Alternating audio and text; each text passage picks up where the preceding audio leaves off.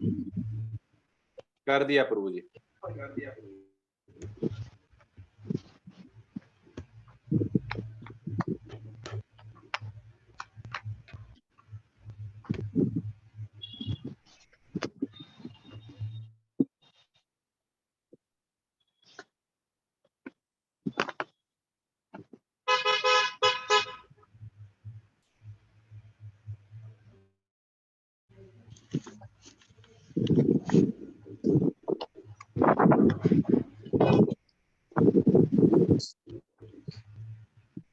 हरे कृष्ण प्रभु जी, दंडवत प्रणाम। प्रभु जी, आपकी अनुमति हो तो आज का प्रेजेंटेशन में शुरुआत करूं? यस माता जी। हरे कृष्ण प्रभु जी, दंडवत प्रणाम। हरे कृष्ण माता जी, हरे कृष्ण सभियों को। हम ग्रुप ई की सदस्य सभियों के चरण दंडवत प्रणाम कर आज की प्रेजेंटेशन की शुरुआत करते हैं। आज की प्रेजेंटेशन की शुभारंभ में सबसे पहले मैं हमारे ग्रुप की तरफ से श्रीमती अत्रि मुद्रिक माता जी को मंगलाचरण प्रस्तुत करने आमंत्रित करती हूँ। ओम नमो भगवते वासुदेवाय। ओम नमो भगवते वासुदेवाय। ओम नमो भगवते वासुदेवाय।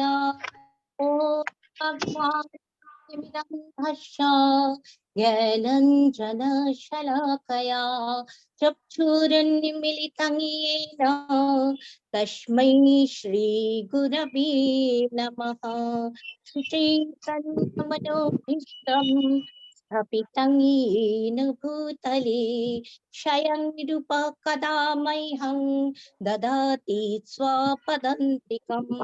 वन्देऽहं श्रीगुरो श्रीयुतपदकमलं श्रीगुरुन् वैष्णवान् च श्रीरूपं सग्रजातं सहगण रघुनाथानीतं तं सजीवं साद्वैतं सवधूतं परिजनसहितं कृष्ण चैतन्य देवं श्रीराधाकृष्णपादान् सहगण ललिता श्रीविशाखान्वितांश्च नमोऽयं विष्णुपदाय कृष्णपृष्ठाय भूतले श्रीमते भक्ति वेदांत स्वामिन् इति नामिने।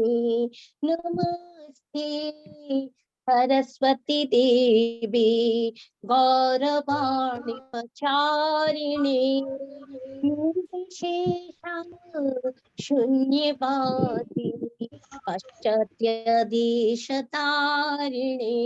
जय श्री कृष्ण चैतन्य प्रभु नित्यानंद श्री अद्वैत गदाधर शिवासादि गौरी भक्त वृंद। हरे कृष्ण कृष्ण कृष्ण हरे हरे हरे राम राम राम हरे हरे हरे कृष्ण कृष्ण कृष्ण हरे हरे हरे राम राम राम हरे हरे हरे कृष्ण कृष्ण कृष्ण हरे हरे हरे राम राम राम हरे हरे। वृंदाय तुलसी देव्याय प्रियाय केशवस्य च कृष्ण भक्ति प्रदे देवी सत्यवते नमो नमः। वृंदाय तुलसी देव्याय प्रियाय केशवस्य च कृष्ण भक्ति प्रदे देवी सत्यवते नमो नमः। वृंदाय तुलसी देव्याय प्रियाय केशवस्य च कृष्ण भक्ति प्रदे देवी सत्यवते नमो नमः। तुलसी माता को हम प्रणाम करते हैं। आज की दिन विशेष ये है कि हमारे गुरुओं के गुरु श्री भक्ति सिद्धांत सरस्वती जी की अवतरण दिवस है। ऐसे महान आचार्यों के चरणों में हम साष्टांग दंडवत करते हैं। चलते हैं फिर हम सब और ग्रुप ई की सदस्य ऐसी एक सुंदर लीला को अनुभव करने गोकुल की गलियों में, और भगवान की इस सुंदर लीला को हम सब मिलकर आस्वादन करते हैं। ये देखो माता जी, हम सब चलते चलते लल्ला के घर के सामने आ गए। देखे तो जरा हमारे नटखट यशोदा नंदन क्या कर रहे हैं। आइए हम सब मिलकर देखते हैं आज ये सुंदर लीला कौन सी लीला करके हमें माँ भक्ति के सागर में डुबाने वाले हैं, जिससे कभी हमें बाहर ही ना आने का मन हो। सचमुच ये भक्ति ऐसे ही कृष्ण आकर्षणी, आनंददायी और शुभदा है। यह देखो माता जी, मैया फल बेचने लाला के घर पे आ गई है, देखो। फल ले लो फल, ताजे ताजे फल, मीठे मीठे वृंदावन के रसीले फल। फल ले लो फल, ताजे ताजे फल।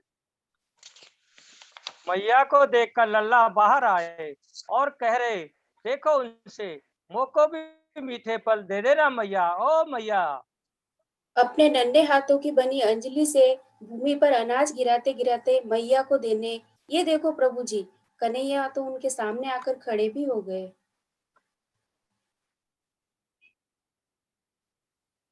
कृष्णा के सुंदर मधुर रूप को देखकर मैया ने तो सारे फल उन्हें दे डाले। ये देखो जी, ऐसे ही हम सब ग्रुप के सदस्य अपने प्रश्नोत्तरों की टोकरी लल्ला के चरण समर्पित करते हैं और कि उनकी प्रेम और भक्ति की कृपा प्रसाद की प्रार्थना करते हैं।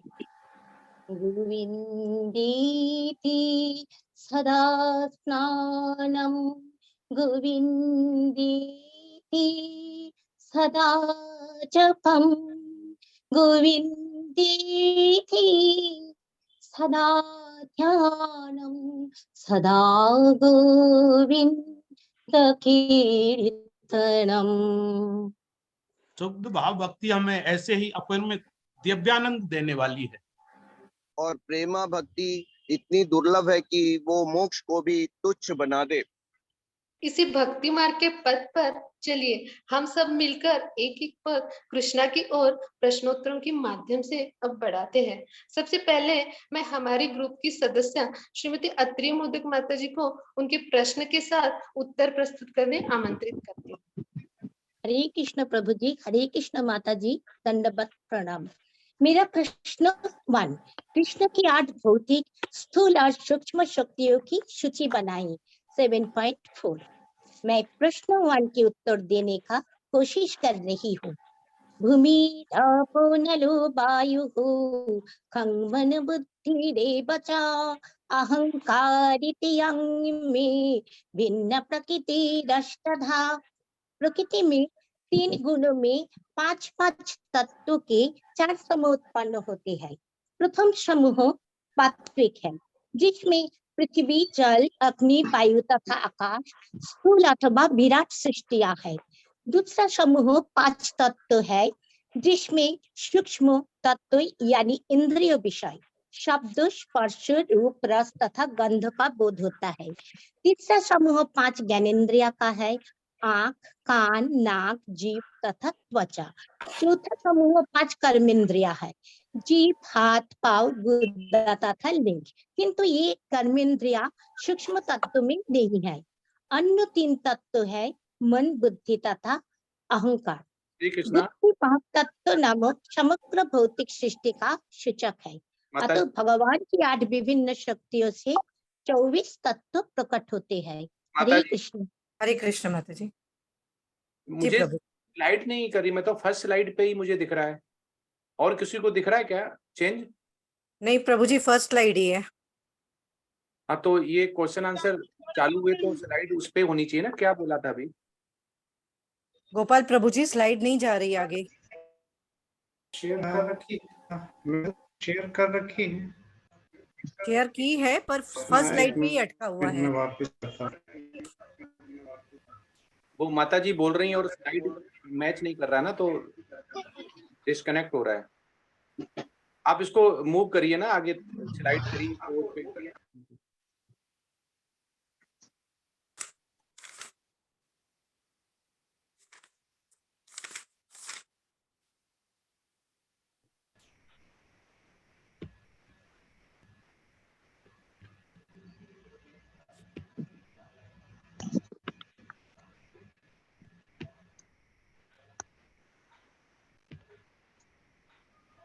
अभी दिख रहा है?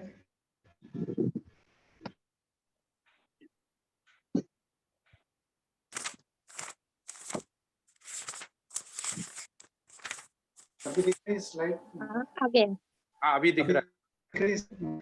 है। हाँ यस यस।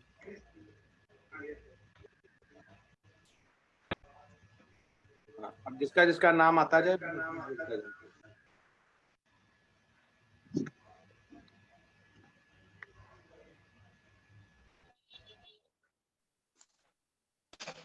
क्या प्रभु जी, फिर मैं बोले क्या? नहीं नहीं आपका हो गया, कोई आपका सुन लिया है, अब आगे नहीं। धन्यवाद जी। मैं हमारे ग्रुप की तरफ से मेरी खुद की प्रश्न पढ़कर उसकी उत्तर प्रस्तुत करके प्रश्न 2 है। परा प्रकृति और अपरा प्रकृति शब्दों का अंग्रेजी में अर्थ दीजिए। अपरेयमितस्तन्या प्रकृति विद्धि में परा जीवभूता महाभाव येयं धार्यते जगत। भगवद गीता के 7.5 श्लोक में स्पष्टता से ये कहा गया है कि भगवान की दो प्रमुख शक्तियां इस भौतिक दुनिया में काम कर रही है, पराशक्ति और अपराशक्ति। जीव भगवान की श्रेष्ठ तथा उत्कृष्ट प्रकृति अथवा उच्च शक्ति अथवा अंग्रेजी में उसे सुपीरियर एनर्जी कहते हैं, पराकृति का प्रदर्शन है। भौतिक जगत भगवान की कनिष्ठ तथा अथवा अंग्रेजी में इंफीरियर प्रकृति का प्रदर्शन है। पर हो या अपरा हो, परमेश्वर कृष्ण द्वारा ही अधिशासित एवं नियंत्रित होने के कारण वो सदैव नित्य है। भौतिक प्रकृति के ये दोनों स्थूल या पृथ्वी आदि तथा सूक्ष्म यानी मन आदि ऐसे प्रकट होते हैं। जो जितना सूक्ष्म उतना ही अधिक शक्तिशाली है। हरे कृष्णा। अब मैं हमारे ग्रुप के अगले सदस्य श्री विशाल प्रभु जी को उनके प्रश्न के साथ उत्तर प्रस्तुत करने आमंत्रित करती हूँ। हरे कृष्ण प्रभु जी, हरे कृष्ण माता जी, हरे कृष्ण प्रभुपाद महाराज की जय। मेरा क्वेश्चन नंबर 3 है। कृष्ण भगवान की भौतिक दुनिया को देखने के लिए हमें किन क्षेत्र को देखना होगा, उसकी सूची बनाएं। उत्तर, भगवान श्री कृष्ण की भौतिक दुनिया को देखने के लिए हमें अध्याय 7 श्लोक नंबर 8 से 11 तक का अध्ययन करना होगा। श्लोक नंबर 8 से 11 तक में भगवान अपने विविध परा और अपरा शक्तियों द्वारा अपने सर्वव्यापी रूप का वर्णन करते हैं। रस्म अहम अप्तु कौन्तेय प्रभा अस्मिन् शशि सूर्ययोः प्रणव सर्ववेदेषु शब्दखे पौरुषेषु। श्लोक नंबर 8 में भगवान श्री कृष्ण बताते हैं कि जल का स्वाद स्वयं भगवान श्री कृष्ण है, सूर्य और चंद्रमा का प्रकाश भगवान है, वैदिक मंत्रों में ओमकार है, आकाश में ध्वनि है और मनुष्य में सामर्थ्य है। पुण्य गंधा पृथिव्यां च तेज च अस्मिन् विभावसो जीवनम सर्वभूतेषु तप च अस्मिन् तपस्विषु। श्लोक नंबर 8 के अनुसार पृथ्वी की सुगंध भगवान है, अग्नि की उष्मा और समस्त जीवों का जीवन एवं तपस्वियों का तप स्वयं भगवान श्री कृष्ण ही है। बीजभूतानां विधि सनातनम बुद्धिमत्तम अस्मिन् तेजस्विनाम अहम्। श्लोक पर के अनुसार पृथ्वी की सुगंध है, अग्नि की उष्मा। श्लोक नंबर के अनुसार समस्त जीवों का आदि भी भगवान है और बुद्धिमानों की बुद्धि भगवान है और समस्त पुरुषों का तेज भी भगवान ही है। बलाम बलि बलवताम च अहम काम राग बीजवर्जितम धर्म अविरुद्ध भूतेषु काम अस्मिन् भारत ऋषभम।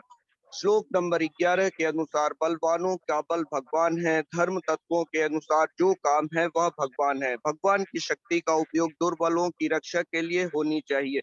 इसी तरह समस्त मैथुन भी संतानोत्पत्ति के कारण जो काम रूपी बल या जो इच्छा की काम या इच्छा से रहित है बल वह भगवान स्वयं है और ऐसे धर्म तत्वों के अनुसार संयमित काम जीवन का आचरण कर रहे माता पिता का उत्तरदायित्व होता है कि अपने संतान को कृष्ण भावना भावित बनाए।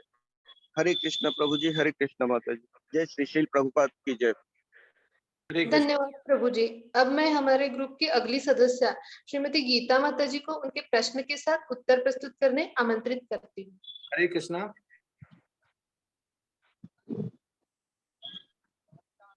हरे कृष्ण प्रभु जी, दंडवत प्रणाम। हाँ माता जी धन्यवाद प्रणाम। माता जी जो भी बोल रहा है वो अपना वीडियो ऑन रखे, क्योंकि इसके 10 मार्क्स मतलब 10 मार्क्स हैं।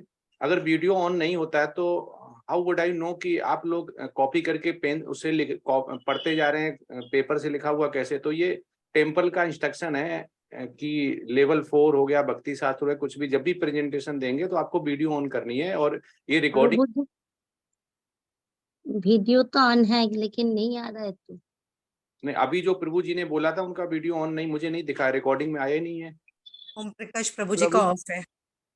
प्रभु जी एक्चुअली अभी ऑन किया है, मेरे साइड में सिग्नल प्रॉब्लम है, ऑन करने से ना वो डिस्कनेक्ट हो जा रहा है।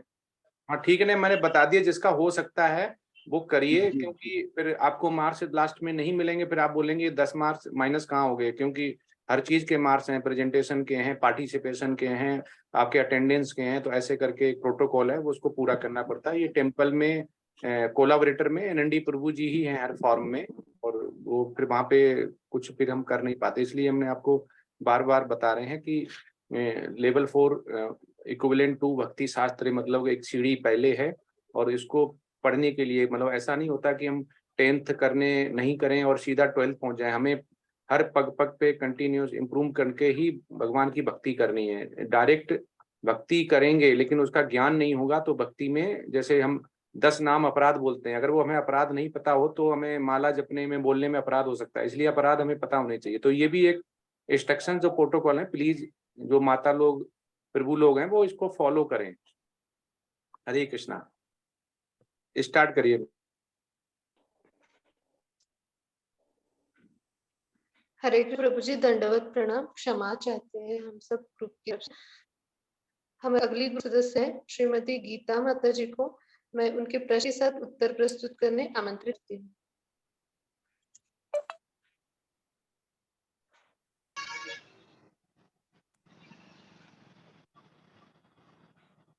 गीता माता जी अनम्यूट करें।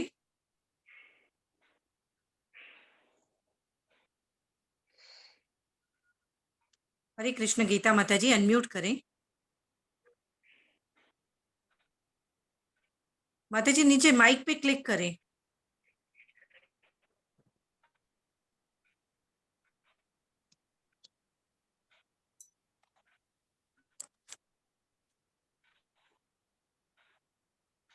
हरे कृष्ण माता जी, कुछ टेक्निकल इशू होगी। हो गया। हरे कृष्ण माता जी, हरे कृष्ण प्रभु जी। मेरा है प्रश्न नंबर 4।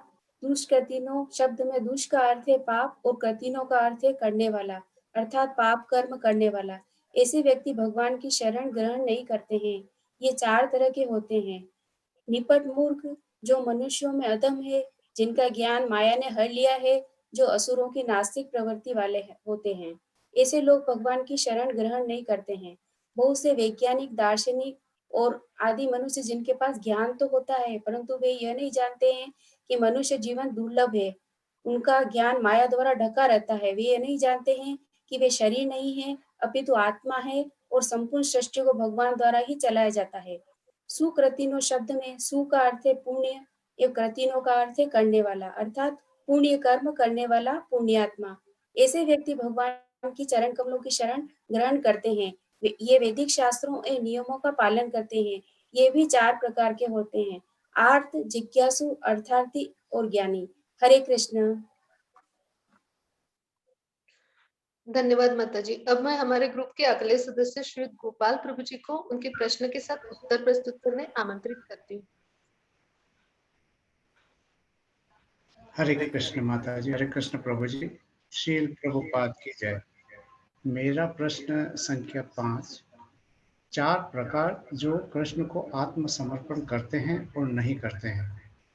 इस संदर्भ में गीता के अध्याय 7 के श्लोक नंबर 15 और 16 में बताया है, न मामं दुष्कृतिनो मूढ़ाः प्रपद्यन्ते नराधमा मायया प्रत्यज्ञाना आसुरं भावमाश्रिता। भगवान श्री कृष्ण ने 4 श्रेणियों बताई है जो भगवान की शरण ग्रहण नहीं करते हैं। ये 4 हैं मूढ़, वे जो निपट मूर्ख होते हैं। नराधम, वे व्यक्ति जो सबसे नीचे हैं मनुष्य जाति में। महायज्ञ ज्ञाना, जिनका ज्ञान माया के प्रभाव से शून्य हो चुका है। आसुरम भावमाश्रिता, ये खुले रूप से नास्तिक होते हैं। श्लोक नंबर 16 में कहते हैं चतुर्विद्या भजन्ते माम जनाः सुकृतिनो अर्जुन आर्तो जिज्ञासुरर्थार्थी ज्ञानी च भरतर्षभ। भगवान कह रहे हैं कि ये जो 4 श्रेणियां हैं ये हमारी भगवान की शरण ग्रहण करते हैं और ये सुकृतियों कहलाते हैं। इनमें सर्वप्रथम आर्थ, जो लोग सदैव सकाम कर्मों में व्यस्त रहते हैं, वे संकट के समय भगवान के पास आते हैं और विपत्ति में भगवान के भक्त बन जाते हैं। दूसरे होते हैं जिज्ञासु, भगवान को जानने की अपनी जिज्ञासा के परिणाम स्वरूप कुछ जिज्ञासु मनुष्य भगवान की शरण में जाते हैं। तीसरे होते हैं अर्थार्थी, ये संसार की संपत्ति की अभिलाषा रखते हैं और ये समझते हैं कि केवल भगवान ही उन्हें मन वांछित प्रदान कर सकते हैं। सुकृतियों की चौथी श्रेणी में आते हैं ज्ञानी। ये ज्ञान में स्थित मनुष्य, इनको यह बोध हो जाता है कि भगवान का अंश हैं और उनका परम धर्म भगवान से प्रेम और उनकी सेवा करना ही है। हरे कृष्ण माता जी। धन्यवाद प्रभु जी। अब मैं हमारे ग्रुप की अगली सदस्य श्रीमती सोनिया माता जी को उनके प्रश्न के साथ उत्तर प्रस्तुत करने आमंत्रित करती हूँ। हरे कृष्णा माता जी। हरे कृष्णा प्रभु जी, श्रील प्रभुपाद जी की जय। मेरा प्रश्न है, कृष्ण को शरण देने वालों में सबसे प्रिय कौन है और क्यों? हे भारत श्रेष्ठ, 4 प्रकार के पुण्य आत्मा मेरी सेवा करते हैं, आंत्र, जिज्ञासु, अर्थार्थी तथा ज्ञानी। इनमें से जो परम ज्ञानी है और शुद्ध भक्ति में लगा रहता है वह सर्वश्रेष्ठ है, क्योंकि मैं उसे अत्यंत प्रिय हूँ और वह मुझे प्रिय है। भौतिक इच्छाओं के समस्त प्रवृत्त से मुक्त, आंत्र, जिज्ञासु, धनहीन और ज्ञानी, ये सब शुद्ध भक्ति बन सकते हैं, किंतु इनमें से जो परम सत्य का ज्ञानी है और भौतिक इच्छाओं से मुक्त होता है वही भगवान का शुद्ध भक्त हो पाता है। इन 4 वर्गों से जो भक्त ज्ञानी है और साथ ही भक्ति में लगा रहता है वह भगवान की कथा अनुसार सर्वश्रेष्ठ है। इस प्रकार शुद्ध भक्त की संगति में आंत्र, जिज्ञासु, धन का इच्छुक तथा ज्ञानी स्वयं शुद्ध हो जाते हैं। किंतु प्रारंभिक अवस्था में जिस व्यक्ति को परमेश्वर का पूर्ण ज्ञान होता है और साथ ही जो उनकी भक्ति करता रहता है वह व्यक्ति भगवान को अत्यंत प्रिय होता है, जिसे भगवान की दिव्यता का शुद्ध ज्ञान होता है। हरे कृष्णा माता जी। हरे कृष्णा प्रभु जी। श्री प्रभुपाद जी की जय। धन्यवाद माता जी। अब मैं हमारे ग्रुप के अगले सदस्य श्री ओम प्रकाश प्रभु जी को उनके प्रश्न के साथ उत्तर प्रस्तुत करने आमंत्रित करती हूँ। हरे कृष्णा प्रभु जी, हरे कृष्णा माता जी, हरे कृष्णा सभी को दंडवत प्रणाम। मेरा प्रश्न संख्या 7, शब्दों का अंग्रेजी में अर्थ दें। ऋता ज्ञान, बीजी अध्याय 7.20। दूसरा, अंत वंत फलम तेसाम, बीजी अध्याय 7.23। ऋता ज्ञान, ज्ञान विहीन, अल्प बुद्धि, बीजी अध्याय 7.20 के अनुसार कामैस्तैतै हृत ज्ञाना प्रवदन्ते देवताः तम तम नियमास्थाय प्रकृत्या नेताः स्वया। ऐसे व्यक्ति जिन्होंने अपनी आध्यात्मिक चेतना खो दी है और अपनी भौतिक इच्छा पूर्ति के लिए देवताओं की शरण में जाते हैं, इस प्रकार के व्यक्तियों को भगवत गीता में अल्पज्ञ कहा गया है। मानव समाज में भौतिक वस्तु संपत्ति, परिवार तथा भोग की सामग्री के पीछे मनुष्य पागल रहता है तथा भौतिक वस्तुओं को प्राप्त करने के लिए बहुत सारी विधियां खोजता है। इसमें से एक विधि देवता की पूजा करना, परंतु देवता भी एक जीवात्मा है, लेकिन उनको विभिन्न मात्रा में भौतिक शक्ति प्रदान है। अल्पज्ञ देवताओं से तत्काल फल प्राप्त करने के लिए अपने स्वभाव के अनुसार अपने अपने देवताओं को भगवान के तुल्य समझकर विधि विधान द्वारा पूजा करता है और देवताओं को भगवान की शेष समझता है। ऐसे व्यक्ति निम्न गुणों वाले रजोगुण तथा तमोगुण से संबंधित होते हैं, जिनको पता नहीं भगवान तो इस भौतिक सृष्टि से परे है। चैतन्य चरितामृत में कहा गया है, एकले ईश्वर कृष्ण आर सब भृत्य केवल भगवान कृष्ण ही स्वामी हैं और अन्य सब दास हैं। अंतवत् फलम तेषां नाशवान फल बीज अध्याय 7.23।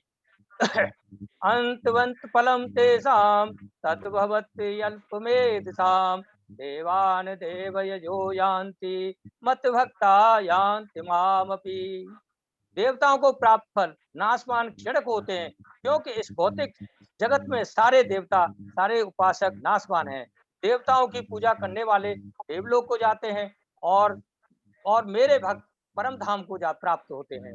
अल्पज्ञ देवताओं को भगवान के विभिन्न रूप मानते हैं, किंतु ये ईश्वर के विभिन्न अंश हैं। ईश्वर तो एक है, अंश अनेक हैं। उदाहरण के तौर पर शरीर के किस अंग को भोजन दिया जाए? अज्ञानी सोचते हैं कि शरीर के अंग अनेक हैं, भोजन देने के अंग भी अनेक होंगे, परंतु ऐसा नहीं। क्या आंख या कान के द्वारा उधर को भोजन पहुंचाया जा सकता है? नहीं। देवताओं की पूजा करने में से जो फल प्राप्त होता है स्थायी नहीं होता है। भौतिक ब्रह्मांड अस्थायी है। इस संसार में जो भी वस्तु है सब नश्वर है और ये एक समुद्र के बुलबुले की तरह है। अज्ञानी व्यक्ति इस संसार में भौतिक कष्टों की स्थायी निवारण के लिए कृष्णा भावामृत में रुचि नहीं लेता है। अधिकांश लोग भौतिक भोग में रुचि लेते हैं और देवताओं की पूजा करते हैं। हरे कृष्णा। धन्यवाद प्रभु जी। अब मैं हमारे ग्रुप की अगली सदस्य श्रीमती सोनिया माता जी को उनके प्रश्न के साथ उत्तर प्रस्तुत करने आमंत्रित करती हूँ। हरे कृष्णा प्रभु जी, हरे कृष्णा माता जी, शील प्रभुपाद जी की जय। मेरा प्रश्न है, कृष्ण ने किस संस्कृत शब्द के साथ निर्विशेषवादियों का वर्णन किया है? कृष्ण ने अबुद्धि शब्द के साथ निर्विशेषवादियों का वर्णन किया है। अबुद्धि का अर्थ होता है अल्पज्ञ। देवताओं के उपासकों को अल्पज्ञ कहा जा चुका है और इस श्लोक में निर्विशेषवादियों को भी अल्पज्ञ ही कहा गया है। निर्विशेषवादी अपने अज्ञान के कारण तर्क करते रहते हैं कि परमेश्वर का कोई स्वरूप नहीं है। जो लोग परम सत्य को निर्विशेष करके मानते हैं वे अबुद्धि हैं, अर्थात वे लोग जो परम सत्य के परम स्वरूप को नहीं समझते, मूर्खता के कारण परमेश्वर को सामान्य पुरुष ही मानते हैं। हरे कृष्णा माता जी, हरे कृष्णा प्रभु जी, श्री प्रभुपाद जी की जय। धन्यवाद माता जी। अब मैं हमारे ग्रुप के अंतिम सदस्य श्री जगदीश प्रभु जी को उनके प्रश्न के साथ उत्तर प्रस्तुत करने आमंत्रित करती हूँ। मेरा प्रश्न संख्या 9 है। हरे कृष्ण प्रभु जी, हरे कृष्ण माता जी। मेरा प्रश्न संख्या 9 है। इच्छा द्वेष शब्दों को परिभाषित करें और उनके महत्व को संक्षेप में समझाइए। भगवत गीता के श्लोक संख्या अध्याय 7 के 27 के अनुसार इच्छा द्वेष समुत्थानं द्वन्द्वमोहेन भारत सर्वभूतानि सम्मोहं सर्गे यान्ति परम तपे। उक्त श्लोक के तात्पर्य में प्रभुपाद जी कहते हैं, जब मनुष्य भौतिक संसार में माया के वशीभूत होकर भगवान को नहीं समझ पाता है, जिससे रजोगुण में इच्छा प्रकट होती है तथा तमोगुण में द्वेष प्रकट होता है। रजोगुण और तमोगुण मिलकर के मोह पैदा करते हैं। मोह के उसमें भगवान को भौतिक अपरा शक्ति से प्रकट मानता है, इसलिए जो है भगवान से द्वेष करता है। और जब भगवान की शरण में आ जाता है तो वह द्वेष और मोह उसके खत्म हो जाते हैं और यह संसार भी द्वेष और मोह के कारण ही प्रकट हुआ है। इसी भगवत धाम जाप करते हुए भगवत धाम जा सकता है। हरे कृष्णा। धन्यवाद प्रभु जी। हम भी गुरु की करते हैं और हमारी गलतियों के लिए क्षमा याचना करते हैं और इस प्रस्तुति को श्री श्री राधा गोविंद जी के चरणों में अर्पण करते हैं। वंशकल्पतरुभ्यश्च कृपासिन्धुभ्यैव च पतितानां पावनेभ्यो वैष्णवेभ्यो नमो नमः। कृष्ण केशव कृष्ण केशव कृष्ण केशव पाहि मां राम राघव राम राघव राम राघव रक्षमाम्। बोलो बांके बिहारी लाल की जय हो। जय हो। अनंत कोटि वैष्णव वृंद की जय हो। भगवत गीता की जय हो। जय हो। सर्वं कृष्णार्पणम। हरे कृष्ण। हरे कृष्ण। बहुत सुंदर माता जी, आज आनंद आ गया। मुक्ता माता जी ने और पालीवाल और पाठक प्रभु जी ने, सोनिया माता जी के नाम हमें याद आ जाते हैं। बहुत अच्छा। एक होता है कि हम क्वेश्चन होता है उसका आंसर ऐसा लगता है कि हमने खोज के रट्टा मार के कैसे न कैसे उसको लेके आए हैं कि भाई सैटरडे आ रहा है तो हमें आंसर तो देने देना है। पर ई ग्रुप में सभी लोग मुझे लगे बड़े शुद्ध बैसड़ब हैं, बहुत ही मेहनत की हुई है, क्योंकि एक एक स्लाइड में एक ही, ऐसे ही एनएनडी प्रभु जी को ऐसे ही पसंद है। जब हम लोग लेवल 4 में देते थे, लेवल 3 में, तो एक स्लाइड से ज्यादा अगर 5 मिनट से ज्यादा लगा देते तो बहुत डांटते थे। तो वो कह रहे कि 5 मिनट मैक्सिमम, क्योंकि जितना टाइम हमारे पास प्रभुपादन तात्पर्य बहुत बड़ा लिखा हुआ है, हमें आधे घंटे भी कम पड़ेगा, लेकिन वो प्रीचिंग और भगवान का शुद्ध भक्त होगा, क्योंकि भगवान ने पूरा ही 45 मिनट में गीता का उपदेश दे दिया था युद्ध के क्षेत्र में। तो वो चाहते आराम से इंद्रप्रस्थ में बैठ के अर्जुन से बोलते, भाई तुम भी बैठो सोफे पे, हम भी बैठते हैं सोफे पे, आराम से 4-5 घंटे या रात में या दिन भर पूरा बताते गीता। नहीं, गीता है ज्ञान के लिए, क्योंकि भगवान के सनातन धाम जाने के 3 ही रास्ते हैं, जिसमें भक्ति योग सबसे उत्तम बताया गया है, जिसमें बहुत कम टाइम लगता है भक्ति करके, और कर्म योग के द्वारा और ज्ञान योग के द्वारा। लेकिन ये दोनों ही उत्तम हैं, पर भक्ति योग से उत्तम नहीं है। तो इसी ग्रुप ने बहुत ही अच्छा, मुझे बड़ा आनंद आया कि हम जहाँ पे अपना क्वेश्चन आंसर कर रहे हैं, जहाँ पे लेवल 4 के भक्त आए हुए हैं, उन्होंने काफी अच्छा, बिल्कुल जैसी रिक्वायरमेंट होती है ग्रुप ई ने, अभी सभी लोग और भी देख सकते हैं कि इन्होंने बिल्कुल ही जैसे रिक्वायरमेंट हमारी इंस्ट्रक्शन है टेम्पल की, कि उसमें श्लोका भी डाले हुए हैं, उसमें तात्पर्य भी दिया हुआ है, और कोई गैप नहीं है। जिस माता और प्रभु का नाम लिया जा रहा है वो तुरंत रेडी होके आ रहे हैं, और उन्होंने श्लोका को भी शामिल किया हुआ है और तात्पर्य भी बताया, बहुत कम टाइम में, बहुत अच्छा। तो बहुत ही खुशी हुई कि हम बैसड़ब संघ जो बोलते हैं ना, कि बैसड़ब संघ से हम कैसे सनातन धाम जा सकते हैं एक दूसरे का हाथ पकड़ के, तो आप लोगों ने बहुत ही अच्छा प्रकट किया, और ऐसा आशा है कि आने वाले टाइम में आप और अच्छा करेंगे, और अच्छा निकाल के लाएंगे। और कोशिश करें, कुछ माता लोग प्रभु लोग ने बिल्कुल देख के नहीं बोला है, लेकिन कुछ लोगों की पेपर फड़फड़ाने की जो आवाज होती है ना, पीछे बैकग्राउंड में आ रही थी, तो आप उस पेपर को जो भी लिखते हैं उसको तो ऐसे छिपा के रखिए, या आवाज नहीं आनी चाहिए पलटने की, या तो उसको एक वीक होता है, क्योंकि भगवान के धाम में जाने के टाइम पे हमारा जो सूक्ष्म शरीर होगा उसके साथ ना कॉपी जाएगी ना पेपर जाएगा, हमारी भक्ति जाएगी। तो हम जितना भी हम सीख पा रहे हैं भगवान को याद करने, क्योंकि कफ बात कफ जो बोलते ना, कि अंत समय में भगवान का नाम नहीं ले पाएंगे, लेकिन अगर हम कोशिश करते हैं, पेपर पेन छोड़ते हैं, कोशिश करते हैं भगवान का नाम लेने में, तो हमें जरूर मिलेगा। तो इसमें आप 7 चैप्टर आप लोगों ने पढ़ा होगा, अपना ग्रुप बनाया होगा, उसमें आता भी है कि 3 चीजें हमें कभी नहीं छोड़नी चाहिए, और 3 चीजें ही पकड़ के, अगर दुर्योधन और कुरुक्षेत्र में जो हुआ है वो अगर नहीं होना चाहता, तो 3 चीजें पकड़ के इसको टाला जा सकता था। वो 3 क्या है, जिसको बार बार आचार्य लोग बोलते हैं कि इन तीनों को जरूर मानना चाहिए। तो ये इस ग्रुप से ही है, जो कि बीच बीच में आया भी था, कि 3 जो मेन कंपोनेंट या 3 जो मेन शब्द होते हैं, कि इनको मानेंगे तो हमारा कुछ भी नहीं होगा, भगवान हमारी रक्षा करेगा, और हम बहुत ही, जिसको बोलते हैं ना, कि संस्कार अच्छे रहेंगे, चरित्र अच्छा रहेगा, और भगवान की भक्ति में लगे रहेंगे। वो 3 शब्द क्या हैं? साधु, गुरु और शास्त्र। प्रभु जी, किसने बताया? माता जी। हाँ, मुग्धा माता जी। बहुत सुंदर।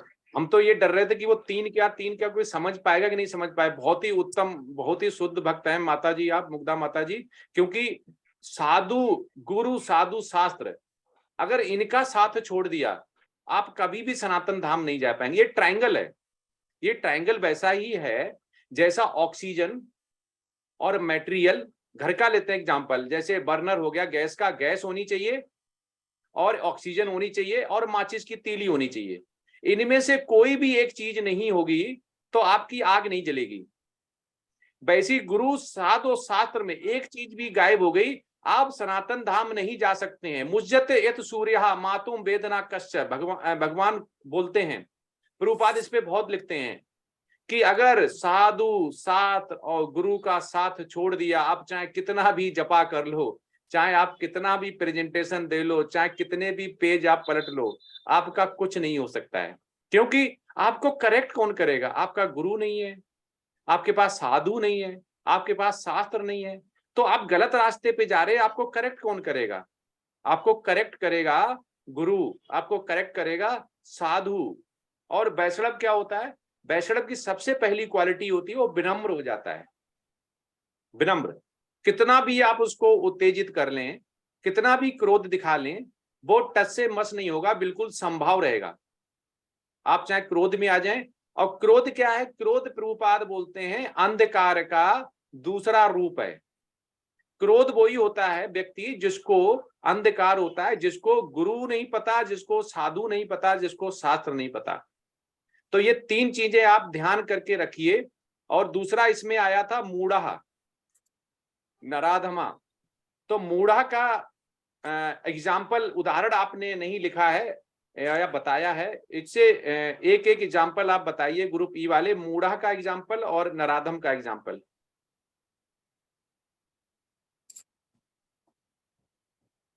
मुग्धा माता जी। हरे कृष्ण प्रभु जी, नराधम के लिए जगाई मदाई का एग्जाम्पल दे सकते हैं? हाँ माता जी, माता जी आप तो सब पढ़े बैठी हैं, हमें लग रहा है आपसे ज्ञान लेना पड़ेगा। क्षमा करें प्रभु जी। हरे कृष्ण। हरे कृष्ण प्रभु जी। मूढ़ा का मतलब क्या है? मूढ़ा में क्या आता है? निपट मूर्ख, मूढ़ा का अर्थ है जैसे जिस प्रकार गधा होता है, वो अपने जीवन में बहुत सारी मेहनत वगैरह करता है, परंतु उसका फल वो नहीं भोग सकता है। और उस न तो कोई समझ होती है, न कुछ बुद्धि होती है उसमें, बस वो काम किए जाता है, काम किए जाता है, बोझा ढोए जाता है जिंदगी भर। यस निपट मूर्ख। हाँ बिल्कुल, बहुत बढ़िया माता जी बताया। निपट मूर्ख जो कठिन परिश्रम करता है, वो बोलता है कि पैसा, प्रोग्रेशन, प्रमोशन, मकान, बच्चा अमेरिका में और अच्छी लाइफ, नोटों की गड्डियां, यही उसको लगता है। कठिन परिश्रम करता रहता है, पर वो सोचता है कि इस प्रकृति पे आधिपत्य जमा लेगा, भौतिक प्रकृति पे आधिपत्य जमा लेगा, लेकिन ऐसा नहीं होता। वो भूल जाता है कि जिसका जन्म हुआ उसकी मृत्यु निश्चित है। जन्म मृत्यु जरा व्याधि से दुखालय में छुटकारा केवल मिलने का एक ही है, सनातन धाम। आप किसी भी लोक में चले जाएंगे, कर्म कांड कर लेंगे, किसी भी देवता की पूजा कर लेंगे, कोई आपको नहीं बचा सकता है, केवल भगवान श्री कृष्ण के अलावा। क्योंकि मुंडक उपनिषद 2.1 में प्रभुपाद बोलते हैं कि आप पढ़ेंगे 2.1 और 2.2 और 2.3 में, तीनों में ही मुंडक उपनिषद में बहुत अच्छा उन्होंने बोला हुआ है कि कस्मिन भगवो विज्ञाते सर्वविदम विज्ञातम भगति। वो कह रहे कि जब हमें जान लेते हैं कि भगवान कौन है, हमें उनसे कैसे संबंध बनाना है, तो हमें मूर्ख बन के नहीं रहना है। हमें कोई बोलता है कि गधे जैसा काम मत करो, भगवान तुम्हारी रक्षा करेगा, प्रोटेक्ट करेगा, उसकी तरफ जाओ, वो बताएगा। उसके बाद भी हम गधे जैसा अगर काम करते हैं तो ये बहुत बड़ी अज्ञानता है। ज्ञेय मतलब जो वस्तुएं ज्ञात हो जाती हैं। क्वेश्चन, जैसे आप 13 चैप्टर में पढ़ा होगा आपने कि अर्जुन ने 6 क्वेश्चन किए थे कि ये क्षेत्र क्या है, प्रकृति क्या है, और भौतिक प्रकृति क्या है, जीव क्या है, क्षेत्रज्ञ क्या है, ज्ञानम क्या है, ज्ञेय क्या है। तो भगवान ने उनको बहुत अच्छी तरह समझाया। तो ऐसे ही अगर हमें समझ में आ जाता है कि आर्त, जिज्ञासु, अर्थार्थी, ज्ञानी क्या है, नराधम क्या है, मूढ़ क्या है, उसके बाद भी हम नहीं समझ पाए कि हम किस वाले उसमें हैं, कैटेगरी में आते हैं, तो ये जब होगा जब गुरु और साधु और शास्त्र की हमें नॉलेज नहीं होगी। क्योंकि गुरु हमें बता देगा कि हम कब नराधम हैं, हमें गुरु बता देगा कब मूढ़ा है, कैसे एग्जाम्पल हैं। शास्त्र हमें बता देगा कैसे हमें चलना, शास्त्र नीति क्या बोलती है। शास्त्र के हिसाब से अगर हम नहीं चलते हैं तो उसे हम विकर्म बोलते हैं। शास्त्र के हिसाब से हम चलते हैं, भगवान की पूजा करते हैं और हम उसके बदले में कुछ नहीं चाहिए, तो हमारा उद्धार हो जाता है, निष्काम हो जाता है। तो ये चीजें हमें समझनी पड़ेगी। तो ग्रुप ई ने प्रेजेंटेशन बहुत अच्छी दी है, बहुत अच्छा सार लेके आए। एक्सपेक्टेशन ऐसी है कि एक माता जी या प्रभु जी का एक ही स्लाइड हो और वो बगैर पेज देखे अपना तात्पर्य से जो क्वेश्चन है वो याद करके आए, उसको अपनी भाषा में बोले। प्रभुपाद कोई बुक लेके नहीं बैठते थे, तात्पर्य के टाइम पे भी वो खुद ही तात्पर्य लिखते थे, इंग्लिश से, हिंदी, संस्कृत से, जो भी उनको करना होता था। हम उसे समझे, बार बार पढ़ें। जब आपको पढ़ेंगे तो आपको भाव आएगा, और भाव आएगा तो भगवान की तरफ आपकी बढ़ेगी। तो भाव आना चाहिए, भाव आएगा पढ़ के। तो प्रभुपाद बोलते हैं कि हमें मिनिमम 6 टाइम हमें एक बुक पढ़नी चाहिए, तब वो हमें थोड़ी थोड़ी समझ में आती है। तो हमें जो इस चैप्टर से या जो प्रेजेंटेशन थी, इससे यही मिलता है। इसका निष्कर्ष कौन बताएगा? ये जो अभी क्वेश्चन आंसर हुए, इसका निष्कर्ष क्या है?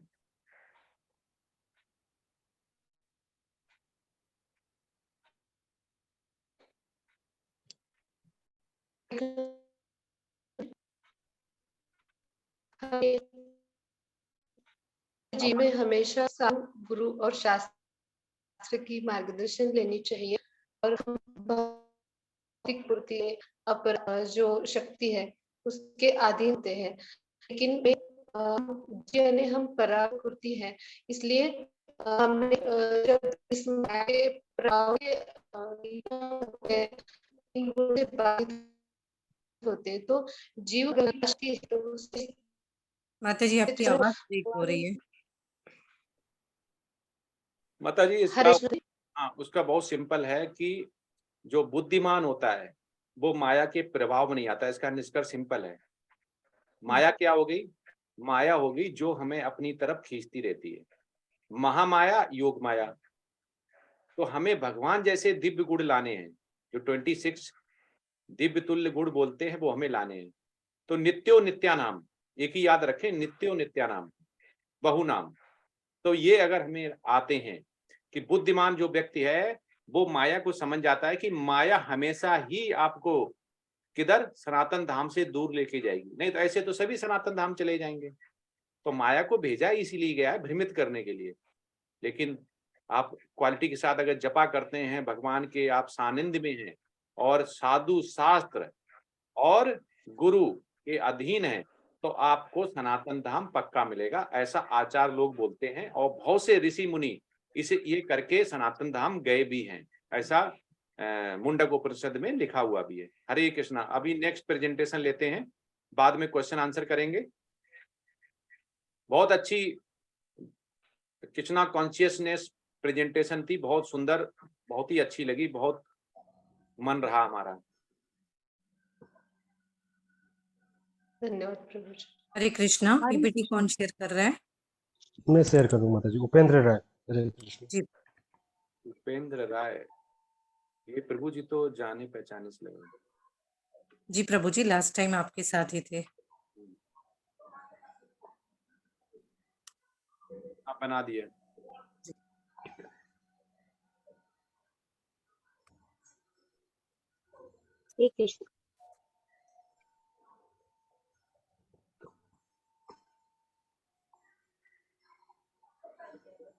कृपया दोनों डिवोटीज अपनी वीडियोस ऑन रखें।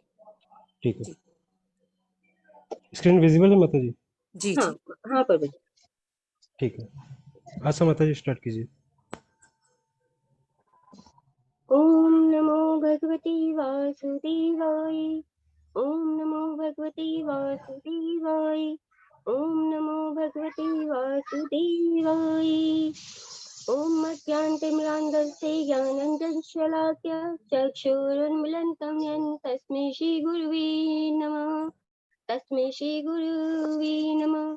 श्रीचैतन्ये मनोभीष्टं स्थापितं येन भूतले श्रीमते भक्तिवेदांत स्वामिने इति नामिने। हरे कृष्ण। नमो विष्णुपदाय कृष्णपृष्ठाय भूतले श्रीमते भक्तिवेदांत स्वामिने इति नामिने। नमस्ते सरस्वती देवी गौरवाणी प्रचारिणे निर्विशेषे शून्यवादी पाश्चात्य देशतारिणे।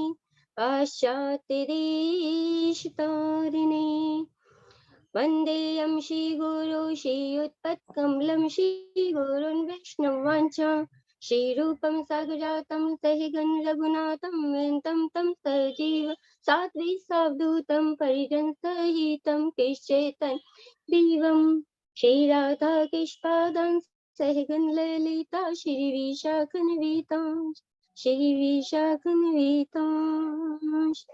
श्री कृष्ण श्री विशाखन्वितां।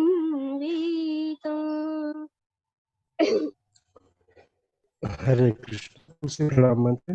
वृंदाय तुलसी देव्याय प्रियाय केशवस्य च कृष्ण भक्ति प्रदे वृंदाय तुलसी देव्याय प्रियाय केशवस्य च कृष्ण भक्ति प्रदे देवी सत्यवत्यै नमो नमः। वृंदाय तुलसी देव्याय प्रियाय केशवस्य च कृष्ण भक्ति प्रदे देवी सत्यवत्यै नमो नमः। हरे कृष्ण। हरे कृष्ण। आप सभी भक्त जनों का और डिवाइन सोल्स का श्री राधा गोविंद मंदिर में स्वागत है। हमारे आध्यात्मिक जीवन की यात्रा की शुरुआत करने में सहायक और शील प्रभुपाद का आशीर्वाद प्राप्त करने हेतु एंडी प्रभु जी का हम बहुत बहुत धन्यवाद करते हैं। आज हमारी चर्चा का विषय जो है 7वें अध्याय का ज्ञान विज्ञान योग है, जिसके अंतर्गत हम कोई परम भगवान को कैसे जान सकता है, एक भक्त को उसकी पूजा कैसे करनी चाहिए, उनका ध्यान कैसे करना चाहिए, सृष्टि का निर्माण कैसे हुआ, पाप और पुण्य कर्म का प्रभाव क्या पड़ता है, इन सभी विषयों को, प्रासंगिक विषयों को धार्मिक और वैज्ञानिक आधार पर हम चर्चा करेंगे। इस चर्चा में हमारे साथ भाग ले रहे हैं कृष्ण सेवक उपेंद्र प्रभु जी और मैं कृष्ण सेवक आशा माता जी। हरे कृष्ण प्रभु जी। हरे कृष्ण।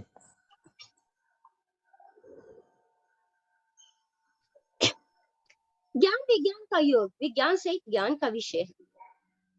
ज्ञान वे है जिसे हम मन, इंद्रियों और बुद्धि के द्वारा जानते हैं, वो ज्ञान कहलाता है। और विज्ञान आध्यात्मिक अभ्यास के माध्यम से प्राप्त ज्ञान है। ये प्रत्यक्ष अनुभव आत्म प्राप्ति द्वारा ही जाना जा सकता है। भक्ति के द्वारा ही हम कृष्ण के प्रति समर्पण भाव होगा, तभी हम भगवान की व्यापकता को हम जान पाएंगे। इसे हम एक उदाहरण के स्वरूप हम समझ सकते हैं। जैसा कि आप देखते हैं कि सीलबंद जार में शहद है। शहद को कहते हैं कि हमने सुना है कि सबसे ज्यादा सभी मिठाइयां मीठी होती है, किंतु शहद जो है वो सबसे मीठा होता है। इसे हम तभी हमें मालूम होगा जबकि हम इसे चखेंगे। चखने के बाद ही हमें मालूम होगा कि शहद कितना मीठा है। ठीक इसी तरह या अर्थात हम इसे अनुभव के आधार पर बताएंगे कि हाँ ये मीठा है या नहीं दूसरी मिठाइयों से। इसी तरह से गुरु भी हमें ज्ञान देते हैं। शास्त्रों के सिद्धांतिक ज्ञान हमें प्राप्त होता है उनसे। फिर हम उस अर्जित ज्ञान को क्या के अनुसार साधना करने की हमें आवश्यकता होती है, जो फलस्वरूप हमारे मन को शुद्ध बनाता है। ये क्या है? विज्ञान है। अर्थात इस ज्ञान के द्वारा ही आत्म साक्षात्कार के माध्यम से ही हम प्रभु को प्राप्त करते हैं। आत्म साक्षात्कार होता है, अर्थात हमें ये ज्ञान होता है कि हम आत्मा है और परम सत्य क्या है। हरे कृष्ण।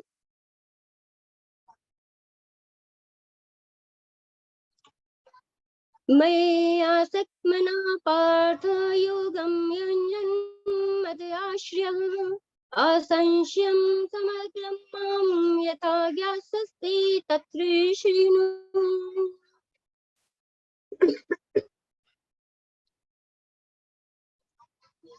इसमें भगवान कह रहे हैं कि हम भगवान श्री कृष्ण जो है वो बताना चाह रहे हैं कि आध्यात्मिक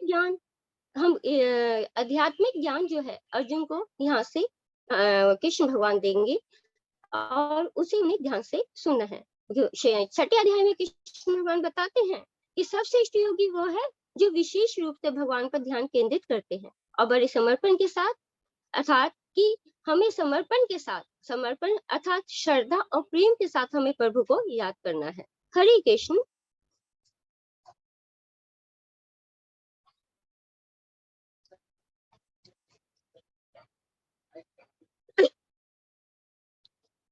श्री कृष्ण भगवान बताते हैं कि भक्ति योग जो है इसमें कि कृष्ण भावना भावित वही व्यक्ति हो सकते हैं जो कि आर्ट, जिज्ञासु, अर्थार्थी और ज्ञानी है।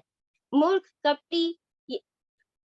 कपटी है और जिनमें अनास्तिक है, ये लोग भगवान को प्राप्त नहीं कर सकते हैं, क्योंकि इनमें वो भगवान के प्रति श्रद्धा नहीं होती, आस्था नहीं होती। क्योंकि भगवान को प्राप्त करने के लिए आस्था और विश्वास का होना अति आवश्यक है। कहते बड़े बड़े जो छठे अध्याय में ही भगवान ने बताया है कि ज्ञान योग, अष्टांग योग, ध्यान योग, कोई भी योग है, ये क्या है, एक सीढ़ी मात्र है, सोपान है, किंतु हमारे लक्ष्य क्या है, भक्ति योग। भक्ति योग इन योगों में सबसे श्रेष्ठ है, जिसके माध्यम से हम कृष्ण को प्राप्त कर सकते हैं। कृष्ण सेवक हम कृष्ण की कहते हैं कि कृष्ण की ये यात्रा जो भक्ति योग है, आध्यात्मिकता की ओर बढ़ने का हमारा सबसे सफल प्रयास रहेगा। और ये इसे आप इसे एक तरह से इसे भी हम इस तरह समझ सकते हैं जैसे कि ये ज्ञान योग, अष्टांग योग, जितने भी आदर्श योग हैं वो एक सीढ़ियां हैं, किंतु भक्ति योग एक लिफ्ट की तरह है। आप इससे सीधा आपका संपर्क कृष्ण के साथ होता है। और बाकी योग, ये लोग भी ज्ञान योग है, जो आदर्श योग है, वो घूम के उनका लक्ष्य तो आत्म साक्षात्कार होता है, पर वो कृष्ण को पूर्णतः नहीं जान पाते। उन्हें जानना है तो उन्हें भक्ति योग को का ही रस चखना पड़ेगा। हरि कृष्ण।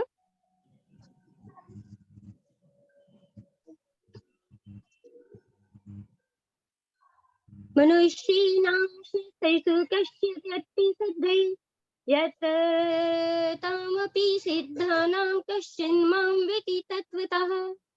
भगवान कृष्ण कहते हैं हजारों व्यक्ति हैं संसार में, किंतु वे कृष्ण की ओर वो नहीं उन्मुख होते। हजारों कहते कि उन्हें हजारों में से केवल एक व्यक्ति है जो कृष्ण की ओर उन्मुख प्रयास करता है प्राप्त करने के लिए, यानी कृष्ण भावना भावित होता है, किंतु उनमें से एक में से भी कोई विरला ही जो होता है जो कृष्ण को जान पाता है।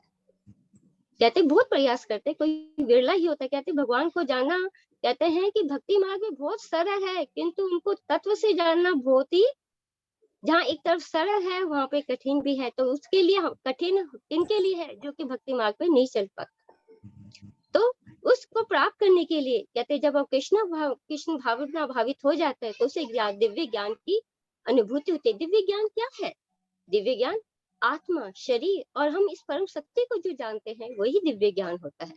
ये सब हर मनुष्य जानता है, किंतु इस दुनिया में आकर वो सब कुछ भूल जाता है। तो माया के, ये संसारिक जो माया है भगवान की ही रची हुई है, उसमें आके वो फंस जाता है। तो और इंसान जो है उसका सारा अधिकतर समय जो है, व्यर्थ समय जो गवाता है, किसमें गवाता है? आहार, निंदा, भय, सेक्स इत्यादि एक्सेट्रा, इन चीजों में उसका समय व्यर्थ जाता है। जबकि उसे जानना क्या चाहिए कि जो हीरा तुल्य उसे जन्म मिला है वो किसमें?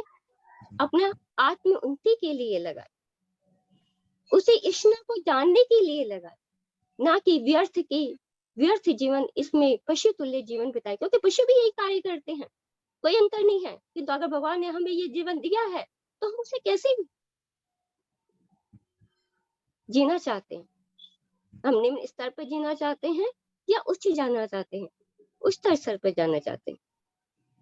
कृष्ण एक सर्वोच्च है, कृष्ण अपने आप में पूर्ण है, ऐश्वर्य पूर्ण है। कहते कि वो कहते कि रूप, बल, धन, धान्य, वैराग्य इन सभी से परिपूर्ण है, वो ईश्वर है। और एक कहते कि एक ही है, वो अपने आप में पूर्ण पुत्र भी है, पूर्ण पति भी है, पूर्ण बालक भी है और पूर्ण ईश्वर भी है।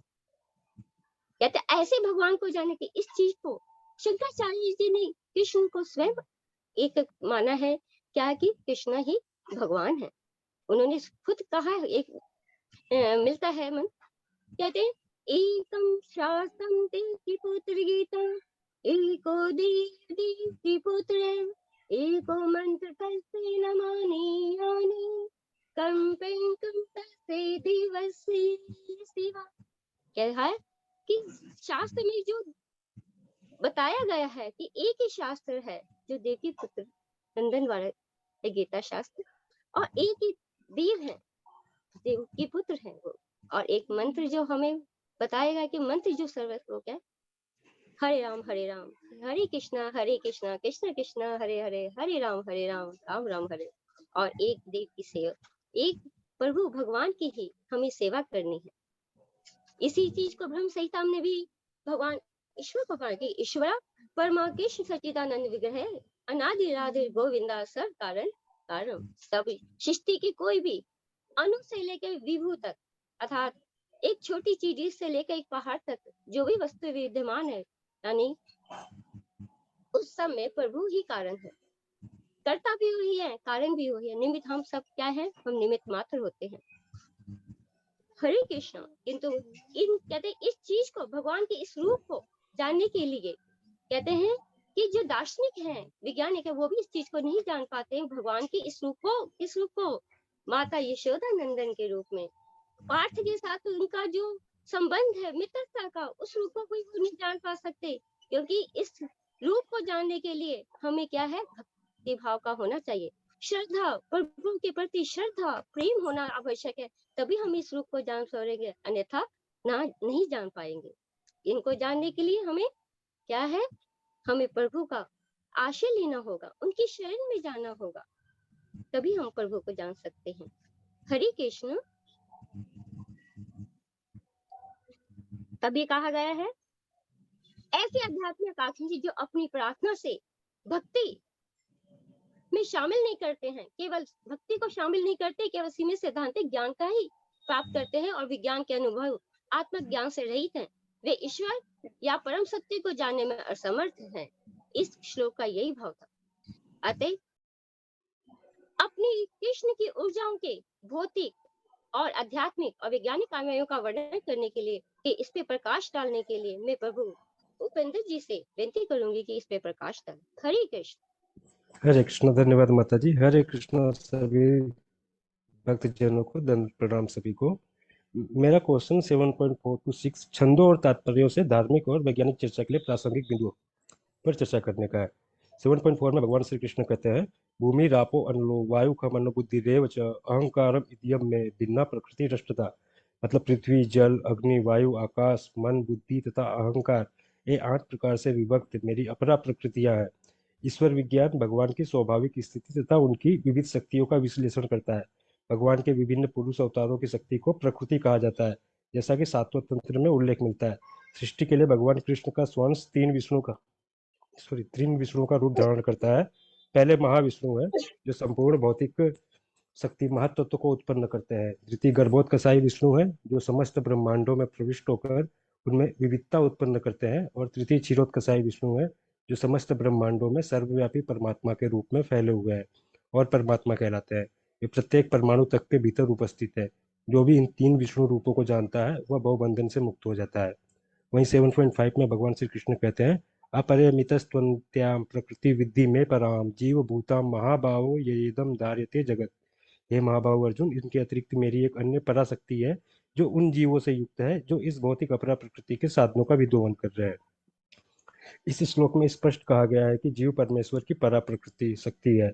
अपरा शक्ति तो पृथ्वी, जल, अग्नि, वायु, आकाश, मन, बुद्धि तथा अहंकार जैसे विभिन्न तत्वों के रूप में प्रकट होती है। भौतिक प्रकृति के दोनों रूप पृथ्वी आदि तथा सूक्ष्म मन आदि अपरा शक्ति के ही प्रतिफल है। जीव जो अपने विभिन्न कार्यों के लिए अपरा शक्तियों का विद्रोहन करता रहता है स्वयं परमेश्वर की पराशक्ति है, और यह वही शक्ति है जिसके कारण सारा संसार कार्यशील है। इस दृश्य जगत में कार्य करने की तब तक शक्ति नहीं आती जब तक कि पराशक्ति अर्थात जीव द्वारा यह गतिशील नहीं बनाया जाता। शक्ति का नियंत्रण सदैव शक्तिमान करता है, अतः जीव सदैव भगवान द्वारा नियंत्रित होते हैं।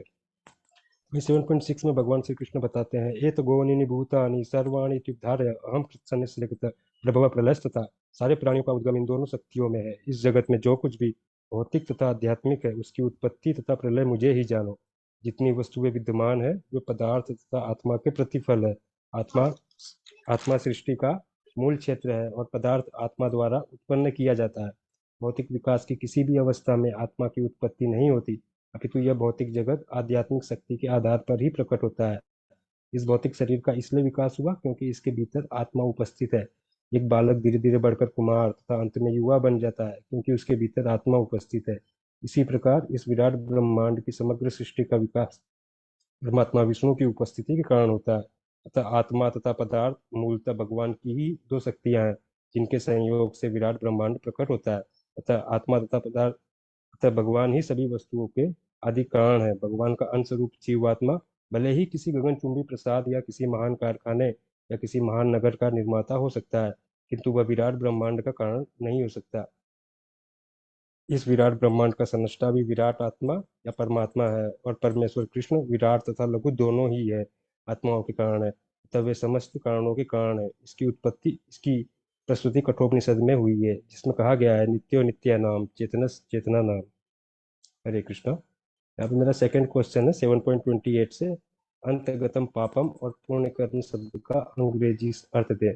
7.28 में भगवान श्री कृष्ण कहते हैं, ऐसाम त्वंतगतम पापम जनानाम पुण्य कर्मणाम त्वेदंत मोहने मुक्ताम भजन्ते मां दुर्वृता। जिन मनुष्यों ने पूर्व जन्मों में तथा इस जन्म में पुण्य कर्म किए हैं और जिनके पाप कर्मों का पूर्णतया उच्छेदन हो चुका होता है, वे मोह के द्वंद्व से मुक्त हो जाते हैं और वे संकल्प पूर्वक मेरी सेवा में तत्पर होते हैं। यहाँ अंतगतम पापम का अर्थ है पाप का पूर्णतया विनष्ट, और पुण्य कर्मणाम का अर्थ है पवित्र जिनके पूर्व कर्म। इस अध्याय में उन लोगों का उल्लेख है जो दिव्य पद को प्राप्त करने के अधिकारी हैं। जो पापी, नास्तिक, मूर्ख तथा कपटी हैं, उनके लिए इच्छा तथा घृणा के द्वंद्व को पार कर पाना कठिन है। केवल ऐसे पुरुष भक्ति स्वीकार करके क्रमशः भगवान के शुद्ध ज्ञान को प्राप्त करते हैं, जिन्होंने धर्म के विधि विधानों का अभ्यास करने, पुण्य कर्म करने तथा पाप कर्मों को जीतने में अपना जीवन लगाया है। फिर वे क्रमशः भगवान का ध्यान समाधि में करते हैं। आध्यात्मिक पद पर आसीन होने की यही विधि है। शुद्ध भक्तों की संगति में कृष्ण भावनामृत के अंतर्गत ही ऐसी पद प्राप्ति संभव है, क्योंकि महान भक्तों की संगति से ही मनुष्य मोह से उबर सकता है, और उसमें सर्वश्रेष्ठ साधन नवदा भक्ति है। इसके लिए मैं आशा माता जी से रिक्वेस्ट करूंगा कि वो उस पर थोड़ा प्रकाश डाले। हरे कृष्ण। हरे कृष्णा। बहुत सुंदर प्रभु जी। कृष्ण भगवान ने तो कहा है कि क्या कहते हैं, भागवतों में भी कहा गया है कि श्रवणम कीर्तनम विष्णु स्मरणम पाद सेवनम अर्चनम वंदनम दास्यम साख्यम आत्मनिवेदनम। कहते हैं इनमें जो सर्वश्रेष्ठ है श्रवण है। श्रवण भी किसके? श्रवण मीन्स सुनना, सुनना। और अर्जुन से कृष्ण भगवान स्वयं कहते हैं तत्श्रीनु। फर्स्ट श्लोक में ही कहा है कि मुझसे सुनो। तत्व से बताया गया है कि किस तत्व को तुम जान सकते हो, उसका मैं वर्णन करता हूँ। तो तत्व श्रवण करना, श्रवण जो है वो सर्वश्रेष्ठ साधन है कि हम प्रभु की भक्ति कर सकते हैं। कि श्रवण के माध्यम से ही, श्रवण यानी सुनकर, जो हम शास्त्रों भगवान के बारे में सुनकर उनके यश गान गुणगान जो भी हम सुनते हैं, उससे हमें क्या है, प्रभु के निकट पहुंचते हैं। कृष्ण को कहते हैं श्रवण कीर्तन के माध्यम से जितना नजदीक हम ईश्वर के नजदीक पहुंचते हैं, उसके और कोई साधन नहीं है जितना कि हम और प्रभु को जान सके। इसके लिए हमें अपने साथ भगवान कृष्ण भावना भावित होकर भगवान का कीर्तन करना चाहिए, उनका नाम स्मरण करना चाहिए और उनके लीलाओं का गुणगान करना चाहिए हमेशा। हरे कृष्ण। कहते कृष्ण को हम कैसे कहते, कृष्ण भावित हो कैसे सकते हैं कृष्ण? तो सबसे पहला क्या है कि हम शुद्ध भक्तों का सत्संग करें। शुद्ध भक्त का आपको सत्संग करेंगे तो आप कृष्ण भावना भावित होंगे, कृष्ण के बारे में जानेंगे, उनसे सुनेंगे। दूसरा हमारा क्या है, वैदिक साहित्य है। साहित्य के माध्यम से हम कृष्ण को जान सकते हैं, उनकी लीलाओं का गुणगान हमें सुन सकते हैं, उनमें वर्णन जो है कृष्ण के बारे में। किंतु सबसे सर्वश्रेष्ठ क्या है? सबसे सर्वश्रेष्ठ अगर हमें कृष्ण से मिलने का, कृष्ण से सुनने का मौका मिलता है, उनकी वाणी सुनने को, उनसे डायरेक्ट मिलना है, सुनते हैं। जैसे कि भगवान कृष्ण ने अर्जुन को सुनाया, डायरेक्ट उन्होंने सुना, तो वो ज्ञान जो मिलता है, तो कृष्ण क्या कहते हैं कि आप स्वयं कृष्ण भावना भावित होते हैं, उनकी अनुकंपा जो हो जाती है उनको। तो ये कहता है ये हमें सुनने का मौका ना मिले तो कहते हैं कि वो कहते हैं कि गुरु, कहते हैं कि भगवान है, भगवान के ऊपर का सबसे श्रेष्ठ आज के टाइम में है गुरु परंपरा। गुरु से हम ये ज्ञान प्राप्त करें जो कि हमें डायरेक्ट भगवान से मिला। कहा भी जाता है गुरु ब्रह्मा गुरु विष्णु गुरु देव महेश्वर गुरु साक्षात परम ब्रह्म तस्मै श्री गुरुवे नमः। कहते गुरु, आज हम अपने एनडी प्रभु के बहुत ही कहते हैं बहुत ही आभारी हैं, जिन्होंने हमें इस गुरु परंपरा से हमें जोड़ा है। ये वो परंपरा है जो कि स्वयं श्री कृष्ण भगवान ने सबसे पहले सूर्य विश्वामित्र को दिया, उन्होंने ब्रह्मा जी को, और ब्रह्मा जी से फिर ये नारद जी को। ये परंपरा कंटिन्यू चलती रही। जैसे इसका विघटन हुआ, इसे फिर कृष्ण ने, भगवान ने फिर अर्जुन को दिया। ये परंपरा फिर स्टार्ट हुई, गुरु परंपरा, और इसी परंपरा का विस्तार जो है चैतन्य महाप्रभु ने भी किया, और आज हम उसी परंपरा से जुड़े हुए हैं, जो कि हम जय पताका स्वामी जी और प्रभुपाद जी की शरण की अनुकंपा से आज हम कहिए कि इस उनकी अनुकंपा ही है हमारे पे कि हाँ, हम आध्यात्मिकता की और हमारा जीवन यात्रा अग्रसर कर रहे हैं। तो हरे कृष्ण प्रभु जी कहते ज्ञान, ये श्रोता, ये सुनना हमें किस ओर ले जाता है?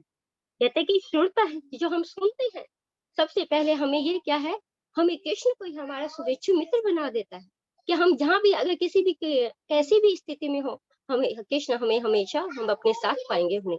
केवल उसे हमें अपने दिल से याद करने की आवश्यकता है। कहते जब हम उन्हें याद करते हैं, उनका नाम स्मरण करते हैं, तो हमारा मन जो है वो शुद्ध हो जाता है, पवित्र होता है।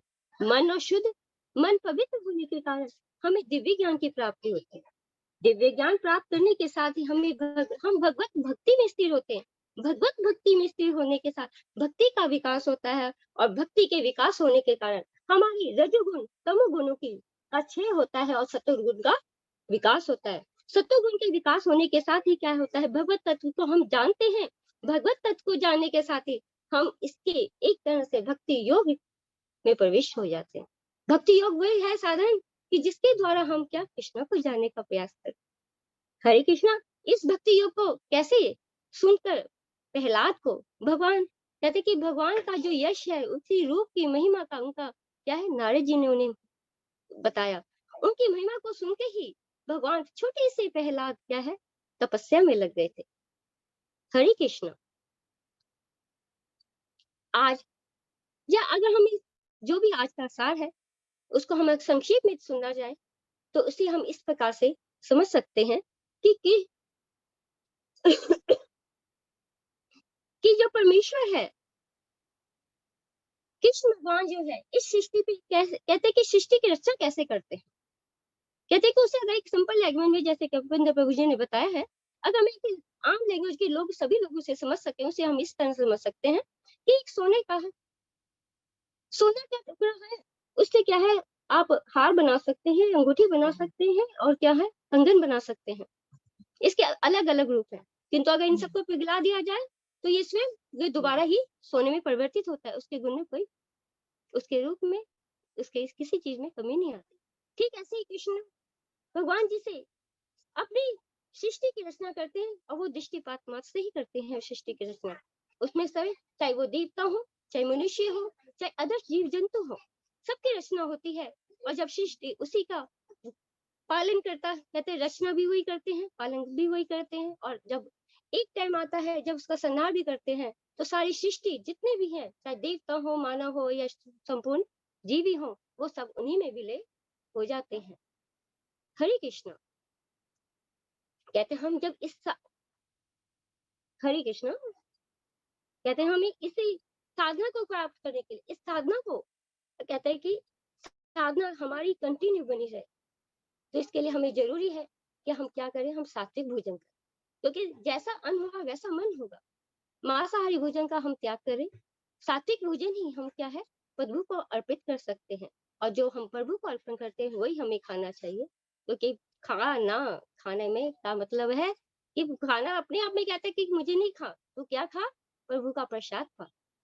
तो हम जब प्रभु का प्रसाद पाते हैं और प्रभु को वही अर्पण करते हैं, स्वयं प्रभु भी हमें कहते हैं, गीता में उन्होंने कहा है, क्या कहा है कि पत्रम पुष्पम फलम तोयम भक्ति प्रश्चते तदम भक्ति उपरीतम अश्नामी प्रत आत्मना। क्या आप मुझे भगवान को क्या है, कहते उसे किसी कहते हैं हमारे भगवान है, किसी को तो देने वाले तो खुद ही है, इसमें उन्हें हम क्या अर्पित कर सकते हैं, बस उन्हीं की चीज को ही हम उन्हें अर्पित करते हैं। तो हमें, हम लोगों का इंकार हो जाता है कि हम उन्हें दे रहे हैं। तो हमें क्या है, हमारे ईश्वर, हमारे भगवान, हमारे कृष्ण इतनी कहते हैं, इतने दयालु हैं कि कहते हैं कि आप हमें, मुझे पत्र पुष्प फल ही समर्पित कर दो तो मैं खुश हो जाऊंगा। कहते हैं कि भगवान तो उसके के वश में हो जाते हैं, कहते जो किसी और के वश में नहीं होते, क्या भक्तों के वश में हो जाते हैं। कहते हैं अगर हम एक साल में कहें तो क्या है, ये अगर भक्ति योगी जो है, योगी कृष्ण भावना भावित होता है, वो क्या है, संसार की जो संसार की कह लीजिए इच्छाएं हैं, चिंताएं हैं, एंगर है, इम्प्योरिटी, अपवित्रता जो भी है, ये सब, और जो बॉडी कॉन्शियस आज का इंसान सबसे ज्यादा है, बॉडी कॉन्शियस होता है, यानी वो अपने आप को शरीर मान के कहता है कि मैं ही हूँ, सब कुछ जो करता हूँ मैं करता हूँ, ईगो हो जाता है उसमें, वो इन सब से क्या है, दूर हो जाता है। उसमें क्यों, हम भगवान की कहते हैं कि हम सब भगवान के अंश हैं, तभी तो हम चाहते हैं कि हमें हमेशा खुशी और आनंद मिले।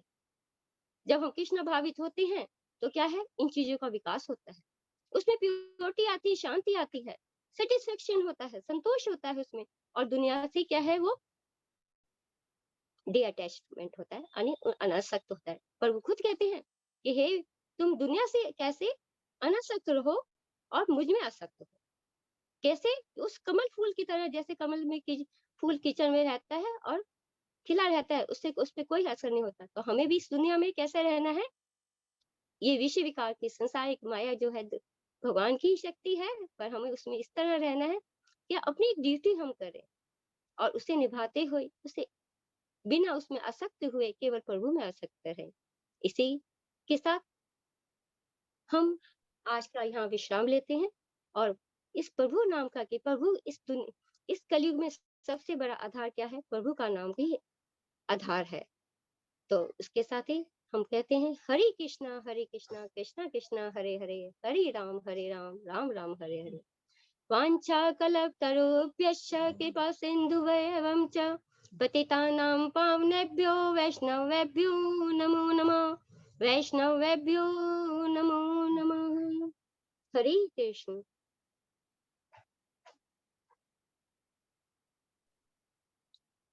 हरे कृष्ण। बहुत सुंदर, आप दो लोग ही हैं तो इसमें नाम तो चार पड़े हुए हैं, उपेंद्र प्रभु जी, पद्मनी माता जी, रमेश प्रसाद पार्टिसिपेंट, आशा माता जी। ग्रुप के मेंबर है प्रभु जी, वो उनकी हेल्थ का इश्यू था, कुछ ऐसा इश्यू था, इसलिए नाम मेट कर दिया है। ग्रुप के मेंबर्स हैं पर उनके नाम नहीं डालने, जो प्रेजेंटेशन दे रहे हैं, नोट्स बना रहे हैं, उन्हीं के नाम डालने हैं। ठीक है माता जी, आगे से देखेंगे, ध्यान रखेंगे माता जी। ये तीनों लोगों को हेल्थ का इशू है क्या? नहीं, एक पद्मनी एक माता जन जी, आप लोग ट्रैवलिंग कैसे में। हैं? आपके में एक और लास्ट टाइम हाथ उठाया था, क्या राजेश्वरी माता जी थी क्या? मुझे याद आ रहा है। पद्मिनी माता जी थी। हाँ हाँ। तो वापस वो ग्रुप सी में ही जा रहे हैं, उनका आज कुछ कहीं पे विजिट है या कुछ बोल रहे थे, मैं नहीं कर पाऊंगी, तो इसके लिए ज्वाइन तो हुए हैं पर किया नहीं है उन्होंने प्रेजेंटेशन, और वो वापस ग्रुप सी में ही जा रहे हैं। ठीक है, कोई नहीं, कृष्णा देगा इनको, ग्रुप में आएंगे। प्रभु जी, माता जी, आपका प्रेजेंटेशन बहुत अच्छा था। इसमें आपका फर्स्ट टाइम है तो आपको एक, अभी जो जितने भी प्रेजेंटेशन आप देखेंगे, जैसे ग्रुप ई ने बहुत अच्छा किया है और काफी रिफाइन होके आए हैं वो, और ऐसे ही क्वेश्चन आंसर एक ही स्लाइड पे होना चाहिए। तो जैसे आशा माता जी का मुझे क्वेश्चन नहीं दिखाई दिए बहुत जगह, प्रभु जी का तो क्वेश्चन था, उसी में आंसर था, तो वो कनेक्ट नहीं बन पाता है कि किस जो आंसर है वो किस क्वेश्चन के अगेंस्ट है। तो उसी में क्वेश्चन होना चाहिए, उसी के नीचे आंसर, एक क्वेश्चन का एक ही स्लाइड होनी चाहिए, तो उस स्लाइड से अगला स्लाइड जाता है तो वो कनेक्ट रहता है। एक ही क्वेश्चन का अगर दो स्लाइडें हो जाती है तो कनेक्ट फिर खत्म हो जाता है, क्योंकि जितना भी हम लिख लें उतना कम है। तो कोशिश करें, अगली बार आपका पहली बार था ग्रुप, और जो आपके न्यू डिवोटी आपके साथ अगर ऐड हो तो उनको भी आप पहले बोलिए देखने के लिए, जो वीडियो रिकॉर्डिंग डालते हैं उसमें दूसरे का भी वो भी देख सकते हैं।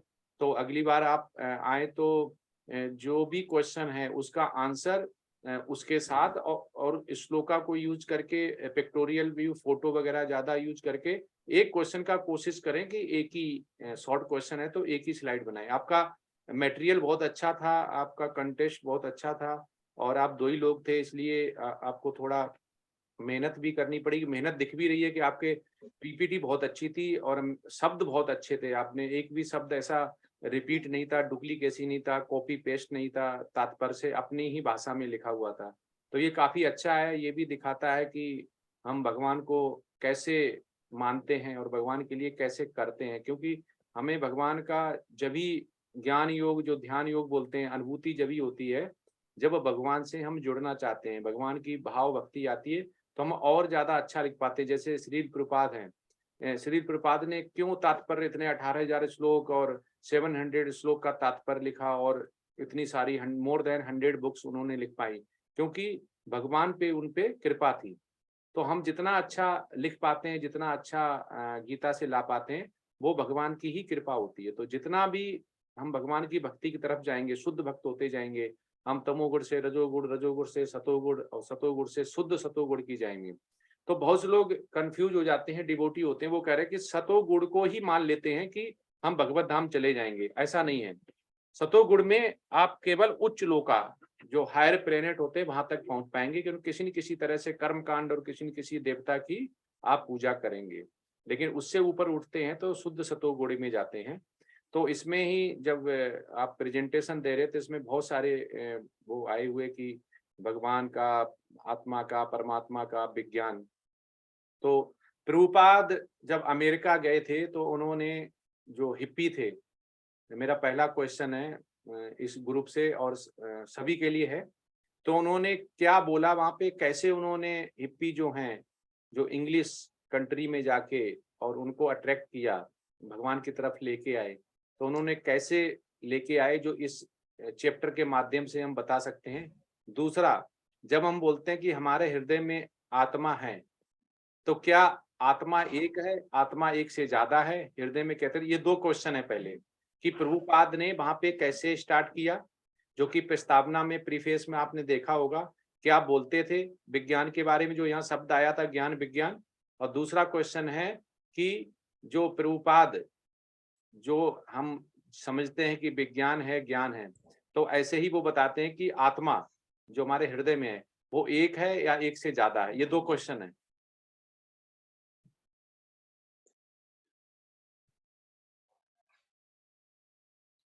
प्रभु जी सेकंड क्वेश्चन का अटेम्प्ट करूं मैं? हाँ करिए। हमारे शरीर में प्रभु जी दो आत्मा, एक तो जीव आत्मा है और दूसरी परमात्मा है, और जीव आत्मा को शरणागत होना है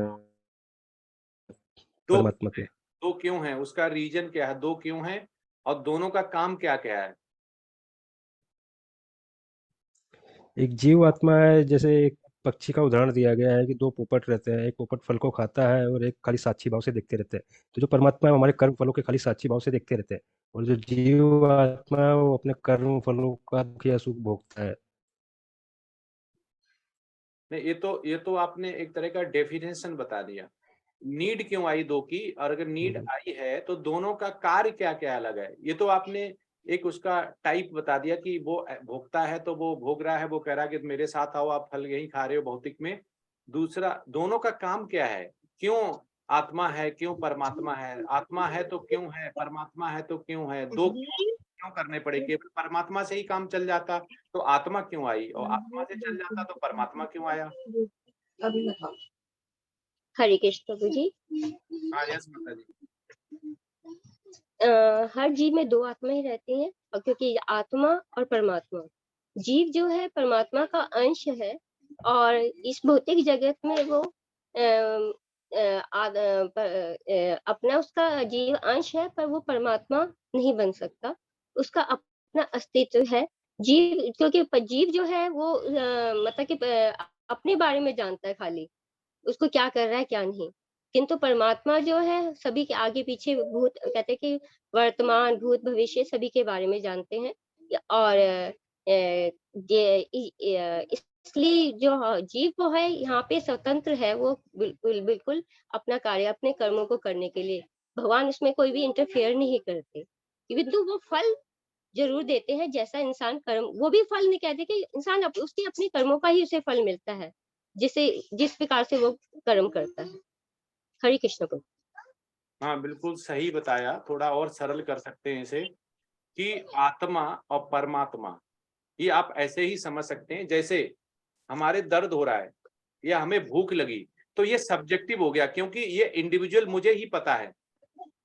तो ये हुए आत्मा का काम, मतलब उस क्षेत्र और उस क्षेत्रज्ञ, मतलब जो क्षेत्र हो गया, जो शरीर के लिए काम करते हैं, उसके बारे में केवल केवल आत्मा ही जानती, लेकिन एक शरीर से दूसरा शरीर, तीसरा शरीर, तीसरा जितने भी शरीर हैं भगवान के, जितने अंश, उन सबके बारे में जो जानता है, भूत भविष्य और प्रेजेंट, उसको बोलते हैं परमात्मा। तो इसलिए आत्मा जो है वो केवल उस बॉडी के लिए, उस स्वयं के लिए विज्ञान को केवल जानता है कि हमें जैसे दर्द हो रहा है, हमें भूख लगी, हमें प्यास लगी, वो केवल मैं जान सकता हूं, मेरे तक सीमित है। लेकिन परमात्मा दूसरे आशा माता जी, उपेंद्र प्रभु जी के शरीर में क्या चल रहा है वो उसको भी जान सकता है। तो इसलिए भगवान ने दो आत्माएं दी हुई हैं, एक आत्मा है जो लोकल काम करती है, दूसरी आत्मा है वो रिमोट काम करती है, ऐसे समझ सकते हैं। जिसका हमारा, जैसे हम अर्च विग्रह से बात करते हैं, वो पोस्ट ऑफिस जैसा काम करता है, ऐसे ही भगवान का जो अंश है परमात्मा रूप में, वो हमारे अंदर फीडबैक रहता है, ऐसे ही वो दूसरे के पास रहता है। एक हमारा इंडिविजुअल हो गया जो हमारे साथ रहता है, हमारे लिए है, दूसरा हो गया हमारे पास भी है और उसी का अंश दूसरे के पास भी है, तीसरे के पास है, चौथे के पास है, वो होता है परमात्मा, जो कि भगवान पाप पुण्य का लेखा जोखा रखता है उसी से। तो ये हो गया। और पहला वाला क्वेश्चन का आंसर कौन बताएगा? क्वेश्चन ये था, प्रभुपाद जब अमेरिका गए, उनके गुरु ने जब आदेश दिया तो उन्होंने जाके जो वहां पे हिप्पी थे या जो इंग्लिश कंट्री में इंग्लिश मैन, इंग्लिश लेडी थी, तो उनको क्या बोल के अट्रैक्ट किया, कैसे अपनी तरफ खींचा?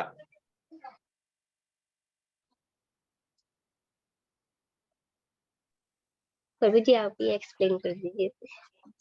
हरे कृष्ण प्रभु जी, मैं ट्राई करूं? हाँ, यस माता जी। प्रभु जी, पहले तो प्रभुपाद जी ने और उन्होंने इंडिया में भी, भारत में भी उन्होंने चेष्टा की थी लोगों में कृष्ण भावना भावित होने का, उनका प्रचार करने का। लेकिन यहाँ इंडिया में सबसे बड़ी प्रॉब्लम उन लोगों को क्या आई कि वो यहाँ के लोगों में पहले से ही कर्मकांड पूरी तरह से भरा हुआ था, लोगों में पहले से ही उनको गया, तो उन्होंने उनके प्रचार प्रसार को एक्सेप्ट नहीं किया। लेकिन जब वो विदेश गए और हिप्पियों के उन्होंने, तो हिप्पियों के साथ क्या था कि वो उनमें पहले से किसी भी चीज में, जैसे हम लोग कहते हैं ना, वो श्याम पट में यदि वो सादा है तो उसमें लिखना बहुत आसान है, लेकिन यदि पहले से ही उसमें कुछ लिखा हुआ है तो उसको मिटा के लिखना बहुत मुश्किल है। तो हिप्पियों के साथ क्या था कि वो पहले से, भले ही उनका जीवन शैली उनकी अच्छी खराब जो भी थी, लेकिन वो उनमें क्या है था कि वो पूरे मतलब क्लीन था। वो श्याम पट जो था उनका, वो मन तो उनका जो वो क्लीन था, उसमें कुछ लिखा हुआ नहीं था। इसलिए वो उस पे फिर कृष्ण के बारे में उन्होंने अपने कीर्तन से और अपनी चेष्टा से, उन्होंने जब उनके मन को बदला और वो कीर्तन करते थे खुले मैदान में, और मैं तो उनके साथ साथ उनकी उसके वाइब्रेशन से और से धीरे धीरे उनमें भी फिर वो भक्ति भावना थोड़ी थोड़ी जगी और कृष्ण भावना भावित होते होते धीरे धीरे उनमें परिवर्तन आया। लेकिन इंडिया में क्या है कि पहले से ही इतने देवी देवताओं की पूजा और इतने देवी देवताओं को मानते हैं लोग, और इतनी ज्यादा वो अपने आप में है कि वो दूसरी कोई चीज को लेना ही नहीं चाहते। इसलिए वो इंडिया में उस प्रचार को वो उस विस्तार से नहीं ले पाए जितना कि वो विदेश जाकर उसको विस्तार से ले पाए। हरे कृष्ण। हाँ, बहुत आपने वर्णन किया माता जी। प्रभुपाद जब उनका गुरु का आदेश हुआ, जब अमेरिका गए, तो फर्स्ट टाइम उनको जो जर्नलिस्ट आते हैं, पत्रकार आते हैं, उन्होंने पूछा कि प्रभुपाद आप क्यों आए हुए हो? तो प्रभुपाद ने बोला कि मेरे गुरु का आदेश है, मैं इसलिए आया हूँ। बोला गुरु का आदेश? तो उन्होंने बोला कि व्हाट यू वांट, मतलब गुरु का आदेश है तो यहाँ से क्या चाहिए? उन्होंने बोला कि हम यहाँ पे विज्ञान सिखाने आए हैं। बोला विज्ञान? बोला कि अमेरिका तो साइंस में टेक्नोलॉजी में बहुत आगे है। तो उन्होंने नहीं है, हम आत्मा का विज्ञान सिखाने आए, हमारे और भगवान के बीच संबंध क्या, वो विज्ञान सिखाने आए। तो उन्होंने जब चालू किया, पहले जो अट्रैक्ट किया जो हिप्पी को, जो वहां पे पूरा ही भ्रमित थे, जो कि एक समझ सकते हैं कि बहिष्कार कर रखा था पूरे कम्युनिटी को, बाहर रहते थे, सारे जितने भी गंदे काम होते सारे करते थे, चाहे स्मोकिंग हो, चाहे वो मीट खाना हो, चाहे वो गेम्बलिंग हो, सब कुछ जो 4 प्रिंसिपल होते हैं वो चारों करते थे, जो हम लोग मानते हैं इस्कॉन में। तो प्रभुपाद ने चालू किया कि आओ, नाचो, गाओ और खाओ, उन्होंने ये बनाया। तो आप देखेंगे इस्कॉन में जब लव फीस्ट होता है संडे को, तो क्या करते हैं, तो अधिकतर क्या होता है, सबसे ज्यादा जो प्रसादम होता है, हम लोग सबसे ज्यादा क्या होता है, कोई भी हुआ वो सबसे ज्यादा शाम को दिक्कत होती है उसे खाना बनाने में, खाने में। उसको कहीं पे जगह मिल जाए जहाँ पे वो थोड़ा एंजॉय कर सके, जहाँ पे थोड़ा शांति चाहिए। तो प्रभुपाद ने बोला देखो, एक तो मैं तुम्हें बुला रहा हूँ, ठीक है, और फ्री में तुमसे डांस बोल रहा हूँ करो, कोई पैसे नहीं ले रहा हूँ। नहीं तो वो अंदर जाते हैं वहां पे, क्या बोलते हैं, जो जहाँ पे डांस वांस होते हैं बार वगैरह में, वहां पे पैसे भी पड़ते हैं। तो बोला यहाँ आइए, नाचिए, गाइए और खाइए, सारी चारों चीजें फ्री, कोई पैसा नहीं। कौन करेगा इतना? और हिप्पी को क्या चाहिए था? यही चाहिए था उन्हें, क्योंकि वो बिल्कुल बहिष्कृत हो रखे थे। उनको यही चाहिए थे कि कहीं जाना है जहां उन्हें शांति मिले, जहां उन्हें खाना मिले, गाना मिले, डांस मिले और खाने निकल जाए। तो ऐसा करते करते उनको एडिक्शन हुआ भगवान के प्रसादम से। तो धीमे धीमे अट्रैक्ट हुए, डेली जाने लगे, वहां पे कीर्तन संकीर्तन होता था, वो शुद्ध होने लगे तो वो भगवान से जुड़ने लगे। लेकिन सभी नहीं, कुछ ही जुड़ पाते हैं। भगवान कहते हैं ना, बिरला ही होता है एकम तू महत्व ऋढ़, बिरला ही होता है हजारों में सहस्त्रनाम, वो हमें समझ पाता है। तो ऐसे ही हुआ है कि सारे हिप्पी नहीं हुए, लेकिन कुछ उसमें जुड़ गए। तो ऐसे ऐसे उन्होंने बोला हम विज्ञान को समझाने आए। तो यहाँ पे आत्मा और परमात्मा का सीधा ही संबंध है कि भगवान ने वो नियोजित किया हुआ है कि कैसे सृष्टि की रचना करनी है और कैसे कौन शुद्ध भक्त होके हमारे भगवत धाम आ सकता है, जहाँ से हम वहां से विरोधाभास करके यहाँ आए हुए हैं। तो ये इसमें रहता है। और आपने बहुत अच्छे क्वेश्चन आंसर लाए हैं। और जब हम ईश्वर परमा केशव चंदानंद विग्रह, जब माता जी ने बोला आया अनाद राध गोविंदा सर्व कार्य कारणम, ये ही सबसे अच्छा जो ज्ञान है, वो सबसे बड़ा ज्ञान यही है, जिसमें ब्रह्मा जी खुद ब्रह्म संहिता में बोलते हैं कि ईश्वर ही कौन है, श्री कृष्ण। जब अगर ये हम समझ पाते हैं तभी हमारे भाव बदलते हैं। अगर हमें थोड़ा भी संशय रहती है कि वास्तव में भगवान 5117 साल पहले थे, वास्तव में वही भगवान थे तो उनकी मृत्यु क्यों हुई, भगवान थे तो वो ये क्यों नहीं कर पाए, वो क्यों नहीं कर पाए, ये हमें थोड़ा भी संशय अगर आ गया तो हम कभी भी भगवत प्राप्ति नहीं कर पाएंगे। तो भगवान और श्री चैतन्य महाप्रभु, नित्यानंद महाप्रभु हमेशा यही वर्णन करते हैं, क्योंकि जो महान ऋषि जितने भी होते हैं उन्होंने कभी संशय नहीं किया, उन्होंने भगवान के अधीन कर दिया, गुरु के अधीन कर दिया, शास्त्रों को पढ़ा है और साधु का साथ किया है। साधु जो होता है संभाव, साधु मतलब नहीं है कि जंगल में जाके पीले वस्त्र पहने हुए तो ही साधु है, नहीं, गृहस्थ जीवन में भी साधु हो सकते हैं। साधु की क्वालिटी होते हैं संभाव रहना, दुख हो तो हमें रोना नहीं है, बहुत ज्यादा पैसा आ जाए तो बहुत ज्यादा खुश नहीं होना है, पत्थर हो चाहे वो सोना हो, दोनों को एक समान समझना, और फैमिली है, बच्चे हैं, पति है, बेटी है, उनसे अटैचमेंट नहीं करना, अफेक्शन करना। ये जो होता है गृहस्थ जीवन में सबसे अच्छा भगवान श्री कृष्ण ने गृहस्थ जीवन बोला, क्योंकि वो खुद गृहस्थ में थे। लेकिन गृहस्थ में भी हम साधु जैसे रह सकते हैं, जिसमें कि भगवान अपनी इंद्रियों को भगवान में लगाना, जैसे महाराज अम्बरीश ने लगाया हुआ था, भगवान की सेवा करना, भगवान को भोग लगाना, प्रसादम खिलाना, प्रसादम खाना, भगवान की सेवा करना, जितनी इंद्रियां वो भगवान के लिए लगा लेना। तो इसमें जो 5 रस होते हैं, उन किसी न किसी हमें रस में रहना पड़ेगा, जिसमें वात्सल रस आता है, जो माताएं होती हैं लड्डू गोपाल ठाकुर को वात्सल रस से करती हैं। माधुर्य रस जैसे बोलते हैं, जैसे गोपिकाएं हो गई, साख्य रस हो गया, दास रस हो गया, शांत रस हो गया, किसी न किसी रस में हमें रहना पड़ेगा। जब रस आएगा, जिसको हायर टेस्ट बोलते हैं, तो ही भगवान की हम भक्ति कर पाएंगे, तो ही हमें भगवान का जो एडिक्शन होता है भगवान की सेवा करना, नहीं तो हमें क्या होगा, हम ना माला जप पाएंगे क्वालिटी से, थोड़े दिन जपेंगे फिर बोरियत होने लगेगी। भगवान, क्योंकि माया हमारे आसपास घूमती रहेगी, माया अपनी तरफ खींचेगी और भगवान की तरफ आप जाने की कोशिश करेंगे, तो इनमें उठापटक चलती रहेगी। कभी रजोगुण ऊपर होगा, कभी तमोगुण ऊपर होगा, कभी दोनों नीचे होंगे, कभी सतोगुण बढ़ जाएगा, कभी सतोगुण रजोगुण तमोगुण पे हावी हो जाएगा, कभी रजोगुण तमोगुण सतोगुण पे हावी हो जाएगा। ऐसी उठापटक चलती रहती है। लेकिन जो जन्म मृत्यु जरा व्याध समझ लेगा, इससे छुटकारा चाहिए, उसके अंदर आ जाएगा कि नहीं मुझे भगवान को पाना है, मुझे सनातन धाम जाना है, तो उसको कोई नहीं रोक सकता है, उसको कोई नहीं रोक सकता है। पर उसको इंद्रिय सुख छोड़ना पड़ेगा, विरक्ति करनी पड़ेगी, जो माता जी ने बताया इसमें। तो हमें ये समझना पड़ेगा कि भगवान के पास जाना आसान तो है भक्ति योग के द्वारा, पर भक्ति के पथ मार्ग पे हमें कर्म योग और ज्ञान योग ही लेके जाएगा, जो कि हम समझ जाएंगे। तो कलो नास्तेव नास्तेव गते रन था, बोला ना श्री चैतन्य महाप्रभु ने, कि हमेशा ही हमें भगवान का हरे नाम हरे नाम हरे नाम केवलम, केवल क्या करना है, हरे नाम हरे नाम हरे नाम हरे नाम ही जपना है, उसके अलावा कुछ नहीं, उसके अलावा कुछ नहीं।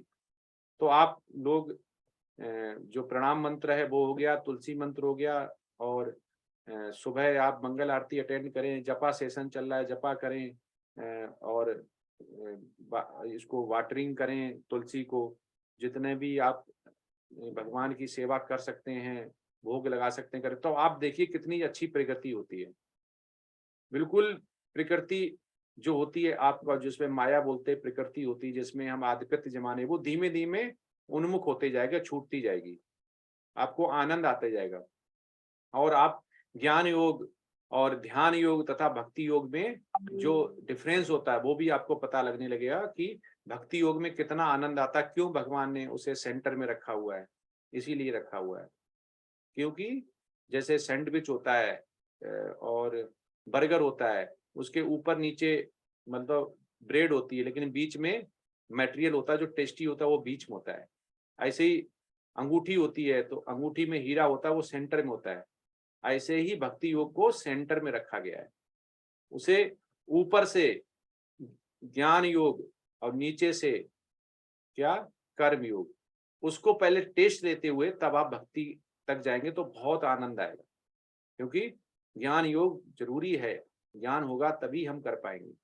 लेकिन ऐसा भी नहीं है कि नारद मुनि जैसे थे। नारद मुनि तो जब उनकी माँ जो मेड सर्विस का काम करती थी और जो बैचलर रुके हुए थे, तो ऐसा कुछ नहीं कि वो उन्होंने बहुत ज्यादा शिक्षा ली हुई थी। यहाँ पे ज्ञान का मतलब है कि जब भी बैचलर का साथ मिले तो हमें उनको सुनना है। ऐसा नहीं डिग्री चाहिए, बहुत बड़ी बड़ी डिग्री चाहिए।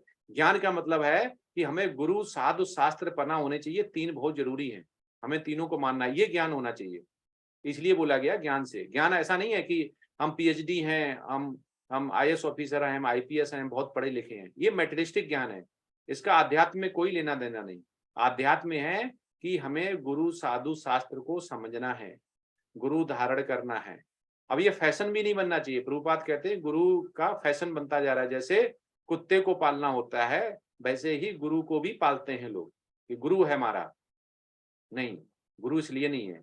गुरु इसलिए है कि गुरु शिष्य परंपरा से हम उनको शास्त्र के बारे में समझें, हम साधु बने, इसलिए गुरु होता है, जो कि हमें करेक्ट करेगा, हमें भगवान के रास्ते पे लेके जाएगा। अच्छा क्या है, बुरा क्या है, क्या हमें करना चाहिए, क्या नहीं करना चाहिए, कैसे हमें प्रीचिंग करनी है, कैसे भगवान की सेवा करनी है, कैसे हमें मूड एंड मिशन बनाना है भगवान का।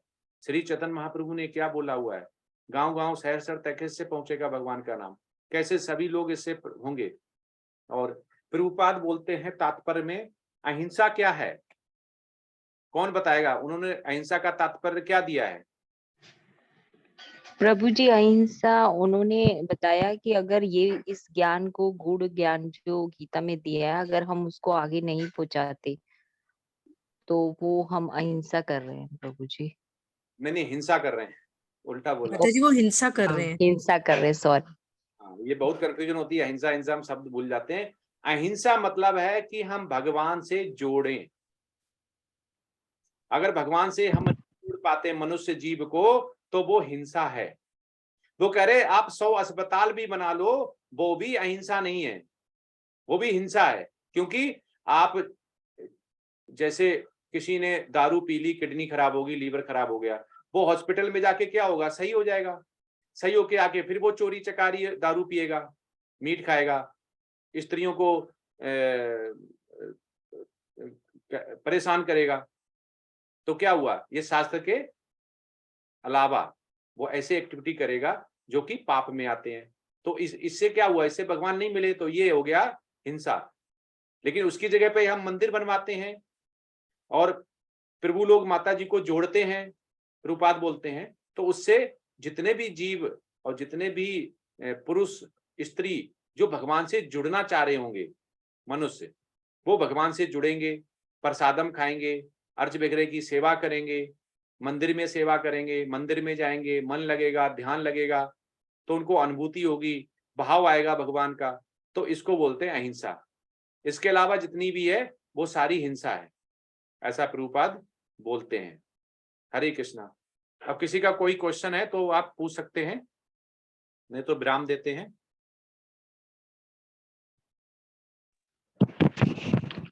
हरे कृष्णा प्रभु जी। हरे कृष्णा। प्रभु जी मुझे थोड़ा सा बस ये अभी कंफ्यूजन हुआ, जैसे पहले अपन बोलते थे कि शास्त्र और गुरु आध्यात्मिक में जरूरी है, तो प्रभु जी आज जैसे सुना हमने कि साधु, तो थोड़ा सा मुझे और कंफ्यूजन थोड़ा सा इसमें हो रहा है, तो कृपया प्रकाश डालिए थोड़ा सा। हाँ प्रभु जी, ये तीन लोग बहुत जरूरी है। गुरु है वो साधु भी हो सकता है और नहीं भी हो सकता है, इसलिए गुरु हो सकता है कि प्योर गुरु हो, ठीक है। साधु हो सकता है कि गुरु आपका है वो जैसे गुरुकुल है, गुरुकुल में गुरु हो जो टीचर आचार्य है, लेकिन वो साधु नहीं हो।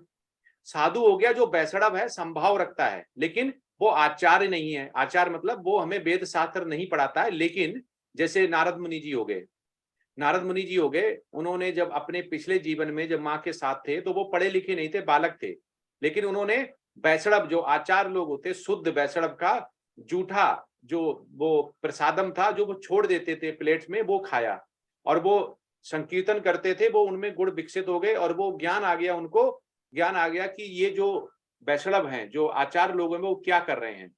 तो ये होता है उनमें साधु का भाव आ गया। साधु भाव होता है संभाव, साधु भाव होता है इंद्रियों पे कंट्रोल करना, और गुरु होता है वो साधु जैसा आपको बनाता है।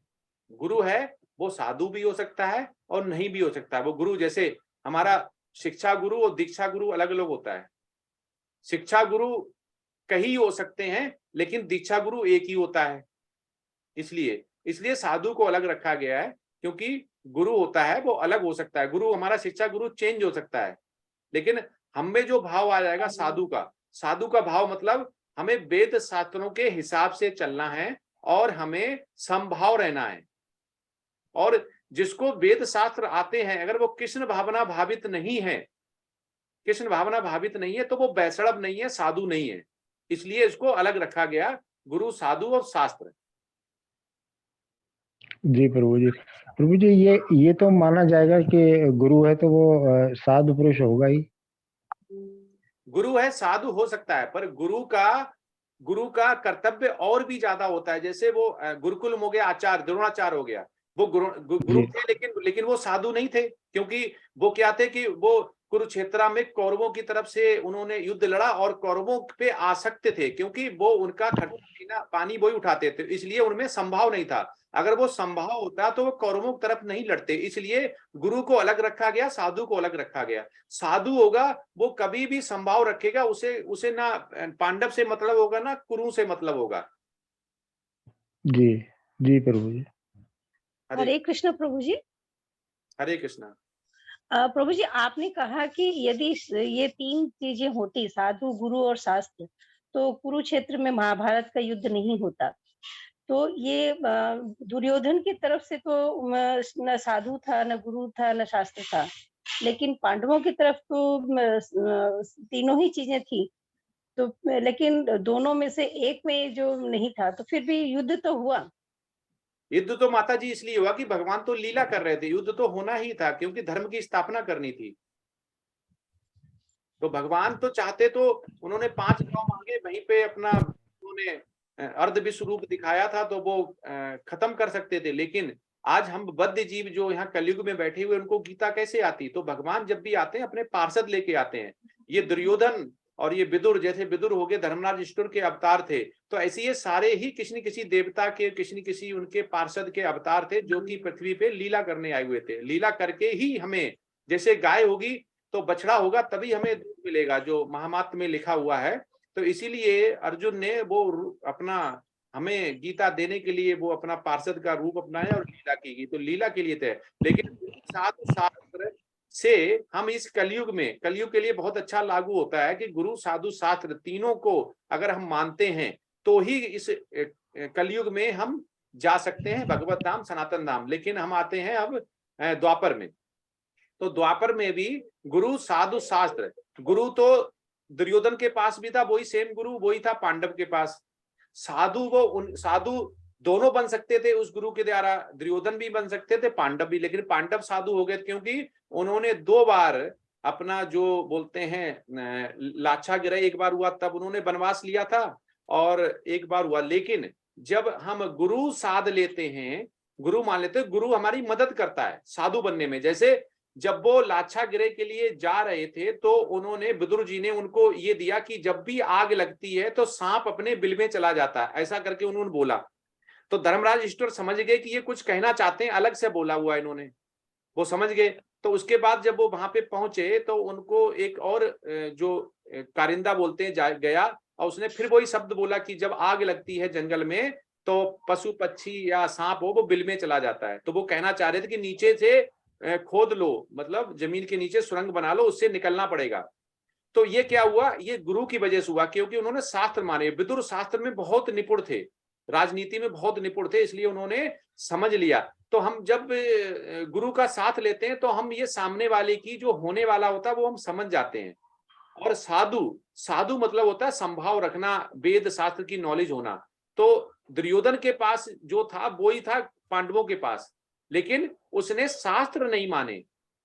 दुर्योधन के पिताजी ने शास्त्र नहीं माने, तो उन्होंने शांति जो दूत होता है उसका अवहेलना करी, तो इसलिए उनको ये दंड मिला। और पांडवों ने गुरु मतलब किसको, भगवान श्री कृष्ण, और शास्त्र मतलब वेद और शास्त्र, सबको उन्होंने माना और साधु जैसे रहे। उनको देखो इंद्रप्रस्थ नहीं दिया, उन्होंने 5 गाय दे दें, 5 गांव दे दो, वो भी नहीं दिए, और उन्होंने कुछ भी नहीं मांगा कि सब कुछ त्यागने के उसमें थे। लेकिन तो इसको बोलते हैं माताजी साधु। धन्यवाद। हरे कृष्णा। हरे कृष्ण। हरे कृष्णा प्रभु जी, धन्यवाद प्रभु जी, दंडवत प्रणाम।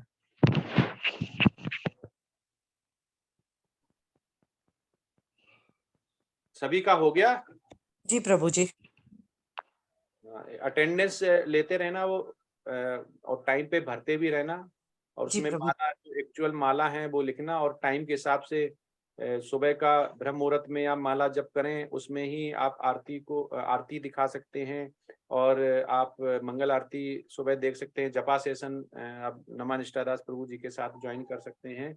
और तुलसी को भी घर में अगर तुलसी है उसके पास जपा करेंगे तो बहुत अच्छा होगा, और उसको पानी डेली लगाएं, वाटरिंग करें। और भगवान को जो अभी आपने आया भी था इस प्रेजेंटेशन में, तो पत्र हो गया, पुष्प हो गया, फलम हो गया, तो इसको भगवान को जरूर मॉर्निंग में नहा धो के आप करके भगवान को चढ़ाएं।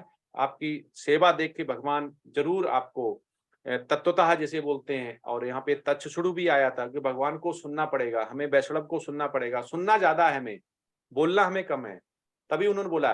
और भगवान ने तभी उनको गीता का उपदेश दिया जब वो सुनने लायक हो गए, उन्होंने जान लिया। अब जैसे हम बोलते हैं कि माताएं लोग जानती कि तवा जब गर्म हो जाता है तभी रोटी बनती है, नहीं तो वो चिपक जाती है। तो ऐसे ही भगवान श्री कृष्ण ने जान लिया कि अभी ये तैयार हो गए हैं अर्जुन, तभी उन्होंने तत्शुरु बोला ढंग से सुनो। और जब तक शिष्य जो ढंग से नहीं सुनता है तो उसको क्वेश्चन का आंसर नहीं आता है, चाहे वो क्लास हो, चाहे वो कुरुक्षेत्र हो, चाहे तो भगवान ने गुरु की जो होता है रूप लिया और उनको शिष्य बना, उन्होंने उनके अधीन हो गए, और तब उन्होंने देख लिया कि ये सुनने लायक हो गए, तब बोला ढंग से सुनो, क्योंकि इतना अच्छा था बोलने वाले। तो चक्षुरु हमें भी अपने हमें लाना चाहिए अपनी लाइफ में। और भगवान के जो 64 गुण हैं उसमें 26 जो देव तुल्य गुण बोले गए वो हमें विकसित करने चाहिए, जिसमें पहला हो गया कि हमें श्रवण करना चाहिए, दूसरा हो गया कि हमें विनम्र होना चाहिए, और दम्भहीनता ऐसे करके जो आते हैं 13 चैप्टर में, वो आप दोबारा पढ़ सकते हैं, जो 20 संयोजन संयुक्त जो बोलते जाते हैं विषय होते हैं। और इंद्रियां और मन हो गया 11वां, तो इनमें 5 इंद्रियां, 5 ज्ञानेंद्रियां, कर्मेंद्रियां, तो इनको हमें सबको समझ के भगवान के लिए हमें यूज करना है, और तभी हमें हमारा भाव चेंज होगा। और अंत समय में जो भगवान का नाम लेते हुए जिसकी गति होती है वो भगवान के धाम जाता है। लेकिन इतना आसान नहीं है इंद्रियों को कंट्रोल करना, इसलिए जब भी मौका मिले भगवान का भजन कीर्तन करना चाहिए, वैष्णव को सुनना चाहिए। और गुरु साधु शास्त्र, आज जो चैप्टर का है वो यही है निचोड़, कि गुरु जरूर होना चाहिए, साधु जैसा हमें बनना है और शास्त्र को अपनाना है, नहीं तो हम दुर्योधन और हम में कोई ज्यादा फर्क नहीं होगा। और कुरुक्षेत्र का आपने देख लिया कैसे नाश हुआ है, और पांडव कैसे भगवान ने उनकी मदद की हुई है, इसलिए हमें रहना है। हरे कृष्णा। हरे कृष्णा प्रभु। तो आज चलते हैं, कोई क्वेश्चन नहीं है। हरे कृष्ण प्रभु जी। हरे कृष्ण प्रभु जी, दंडवत प्रणाम। हरे कृष्णा प्रभु जी, दंडवत प्रणाम। हरे बचा पतितनाम प्रभु जी दंडवत प्रणाम। हरे प्रभु जी, धन्यवाद प्रभु जी। राम राम हरे हरे। अनंत कोट वैष्णव वृंद की जय। श्रील प्रभुपाद की जय। जय। सभी वैष्णव की जय। हरे कृष्णा। सभी को दंडवत प्रणाम। हरे कृष्ण प्रभु जी, दंडवत धन्यवाद प्रभु जी। हरे कृष्ण, दंडवत प्रणाम। हरे कृष्णा। हरे कृष्णा। हरे कृष्णा। हरे कृष्णा प्रभु जी। हरे कृष्णा। हरे कृष्णा।